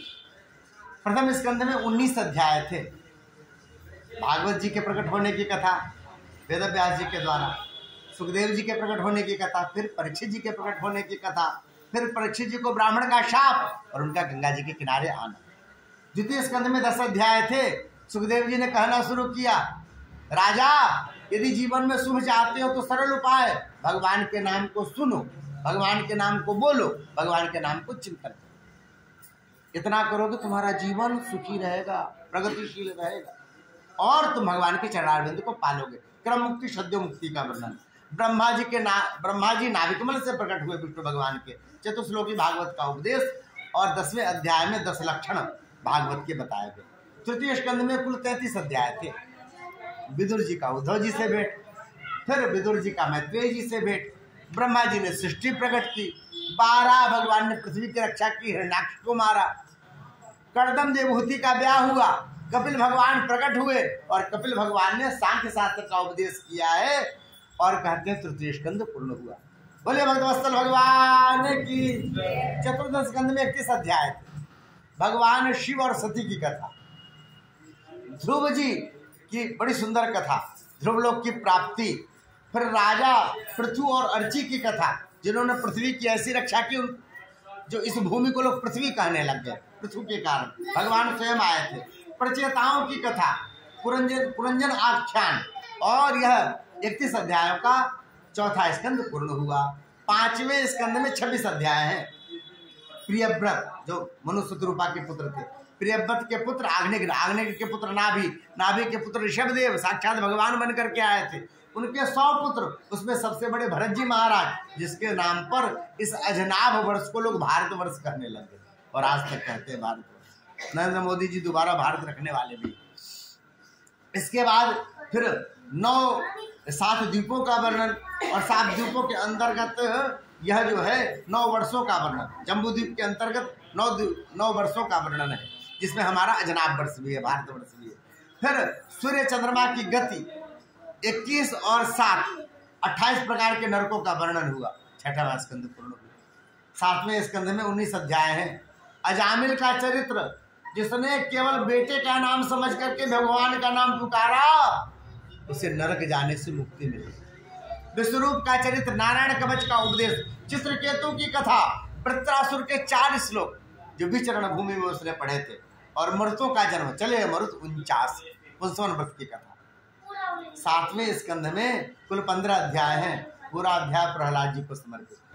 हिरण्यकश्यप का व्रत, प्रहलाद जी का भगवत प्रेम, और फिर उनको कष्ट देना, भगवान का फिर प्रकट होना, और नरसिंह रूप में, और कहते हैं फिर हिरण्यकश्यप का वध किया। यह कथा आती है।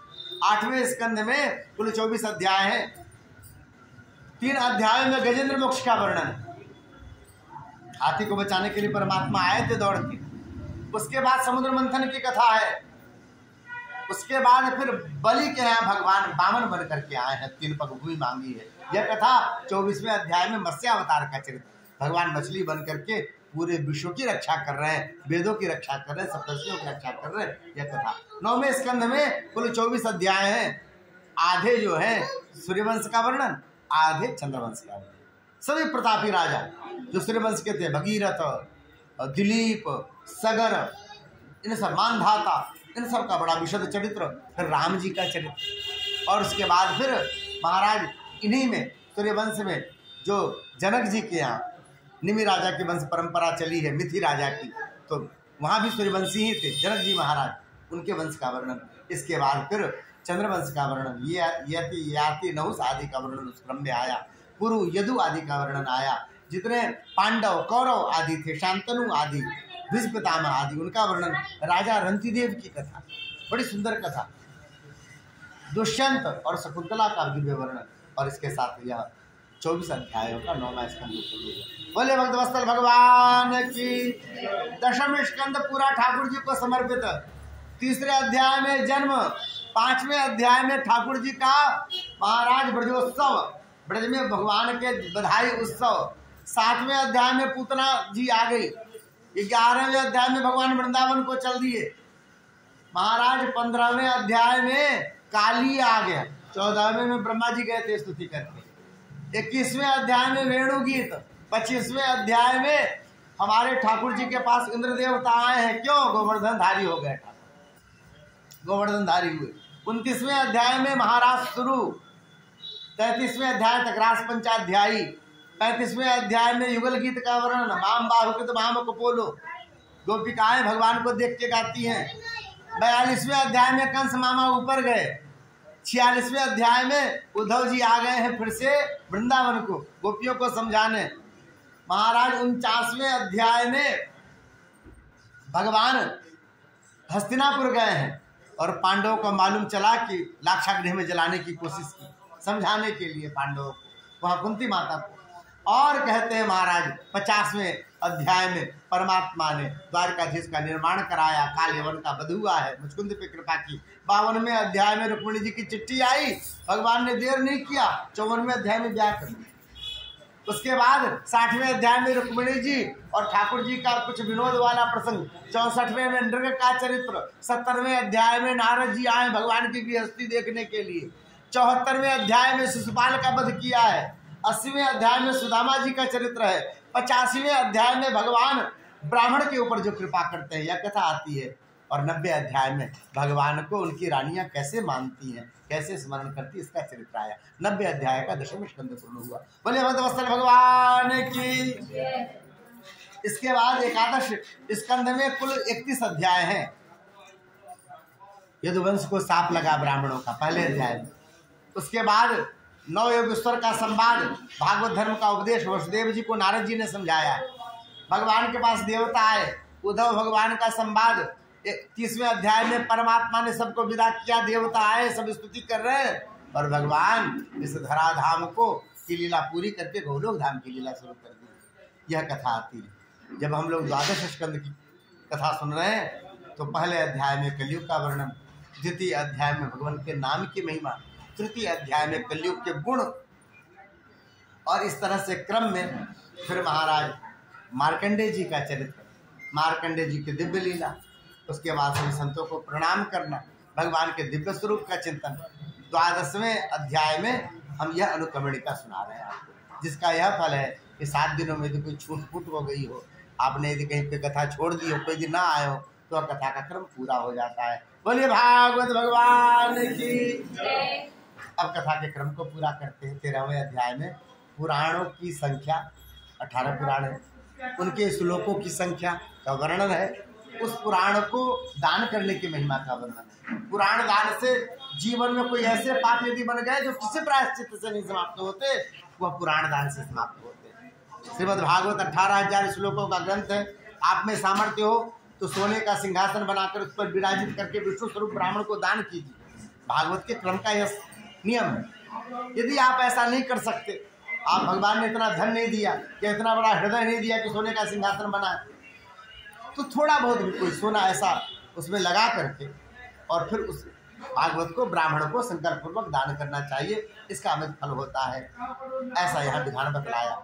और अंतिम के 2 श्लोक हम आपसे पढ़वाएंगे। इसका पहला अर्थ यह है, पहले श्लोक का, हे प्रभु हमारे जीवन में वही सब घटनाएं हो जिसके कारण आपके चरण में हमारी भक्ति बढ़ती रहे, बढ़ती रहे। दूसरे श्लोक का अर्थ है, जिसके नाम का स्मरण, जिसके नाम का उच्चारण जीवन के सभी पाप ताप को समाप्त कर देता है, उस भगवान की हरि के चरणों में मैं प्रणाम करता हूँ। सब लोग हाथ जोड़िए, सब लोग हाथ जोड़ लें। हम बोलेंगे, पीछे पीछे बोलना है। भवे भवे यथा भक्ति पादयोः तव जायते तथा कुरुष्व देवेश नाथस्त्वं नो यतः प्रभो नाम संकीर्तनम यस्य सर्व पाप प्रणाशनम प्रणामो दुख समनः तम नमामि हरिं परम। ओम विष्णवे नमः, ओम हरये नमः, ओम विष्णवे नमः। यह 7 दिनों की कथा ठाकुर जी ने जैसी प्रेरणा हृदय में दी, जैसा सामर्थ्य रहा, हमने आपको 7 दिनों में सुनाया। बहुत सारी व्याकरण की अशुद्धि होगी, बहुत वाणी अशुद्ध निकली हो, शब्द का उच्चारण शुद्ध न किया हो। आप सब विज्ञ हैं, विद्वान हैं, आपको अटपटा लगा होगा, पर आपने फिर भी 7 दिन कथा श्रवण की, तो आप ठाकुर जी के रूप में आए कथा सुनने के लिए। इसलिए आपके हम सब आभारी हैं। हमारे त्रिपाठी जी, श्री सत्य प्रकाश जी त्रिपाठी, समीर त्रिपाठी जी इनके सुपुत्र हैं, और ये इसके कारण बने। बाकी तो आप सब कारण हैं, क्योंकि भगवान कथा लिख के भेजते हैं, 7 दिन इसे सुनना है, तब हम सब सुन पाते हैं। अक्रम बनता, अचानक कार्यक्रम हम लोग का बना और सब कुछ बनता चला गया। दीदी कहाँ सिलीगुड़ी में बैठी थी, वहाँ से भी आ गई, और इस तरह से सब कार्यक्रम बना है। बड़ा कठिन होता है यज्ञ। लोगों को लगता है पैसे हैं, रुपए हैं, व्यवस्था तो हो जाएगा, पैसा लेकर के लोग चले जाते हैं, कथा नहीं सुन पाते। इसलिए यह धन साध्य नहीं है, भगवान की कृपा साध्य है। भगवान ने कृपा की, हम सब इकट्ठे होकर के कथा सुने। हमसे कोई गलती हो गई होगी बालक होने के कारण, तो छोटा बालक समझ करके आप सब क्षमा कर देना, और जो बातें अच्छी लगी हो उसका आप बारंबार ध्यान करना, क्योंकि भगवान की कथा है। जब भी आप स्मरण करेंगे आपका हृदय पवित्र होगा, आपकी बुद्धि पवित्र होगी। आभार हमारे त्रिपाठी जी का, आभार अयोध्या से हमारे आए शिवांश जी, ये बड़े व्यस्त थे, हमने उनको फिर भी बुलाया है। अपना काम दूसरे को सौंप करके अनुष्ठान में बैठा करके, क्योंकि नवरात्र का समय था, उन्होंने बैठा करके फिर यहाँ आ गए और उन्होंने किया, जिसके कारण हम सब कुछ अपने हिसाब से कर पाए, नियम से कर पाए। पाठ का क्रम पूरा हुआ। श्रीमद् भागवत आप जो मूल पाठ जो प्रतिदिन चलता हुआ क्रम, जप का क्रम, पूजन का क्रम, पंचांग पूजन का क्रम जैसा हुआ है, जो बन पड़ा है, सब व्यवस्था बनी है, और नियम पूर्वक जितना हो सका हम लोगों ने कथा सुनी और करी। आप सब मिलकर के, क्योंकि कहते हैं श्रोता के रूप में भगवान ही आकर के सुनते हैं, तो क्योंकि आपने सुनी है और दक्षिणा तो बनता है। दक्षिणा तो हमारे त्रिपाठी जी में बड़ी तगड़ी देने वाले हैं, वो मिलेगी, लेकिन फिर भी आप सबने सुनी है तो आप सबको भी कुछ ना कुछ देना चाहिए। सबको क्या देंगे? तो धन जो होता है, तो आप जो कुछ भी देंगे तो कुछ दिन में खर्च हो जाएगा। सबका ब्राह्मण स्वरूप है, आप सब मिलकर आशीर्वाद दीजिए। हमारा जीवन जब तक रहे तब तक हम भगवान की कथा कहते रहें, या फिर कथा सुनते रहें।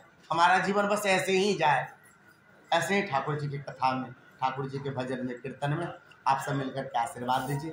आप सबसे यही प्रार्थना, फिर बारंबार सबका आभार, और आभार हमारे ठाकुर जी का जिन्होंने अवसर दिया, यह 7 दिन हम सब ठाकुर जी के चरणों में लगा। बोले भक्तवत्सल भगवान की। चलिए पंडित जी तैयारी में है उधर, अब हवन का क्रम, उसके बाद सब आरती एक साथ।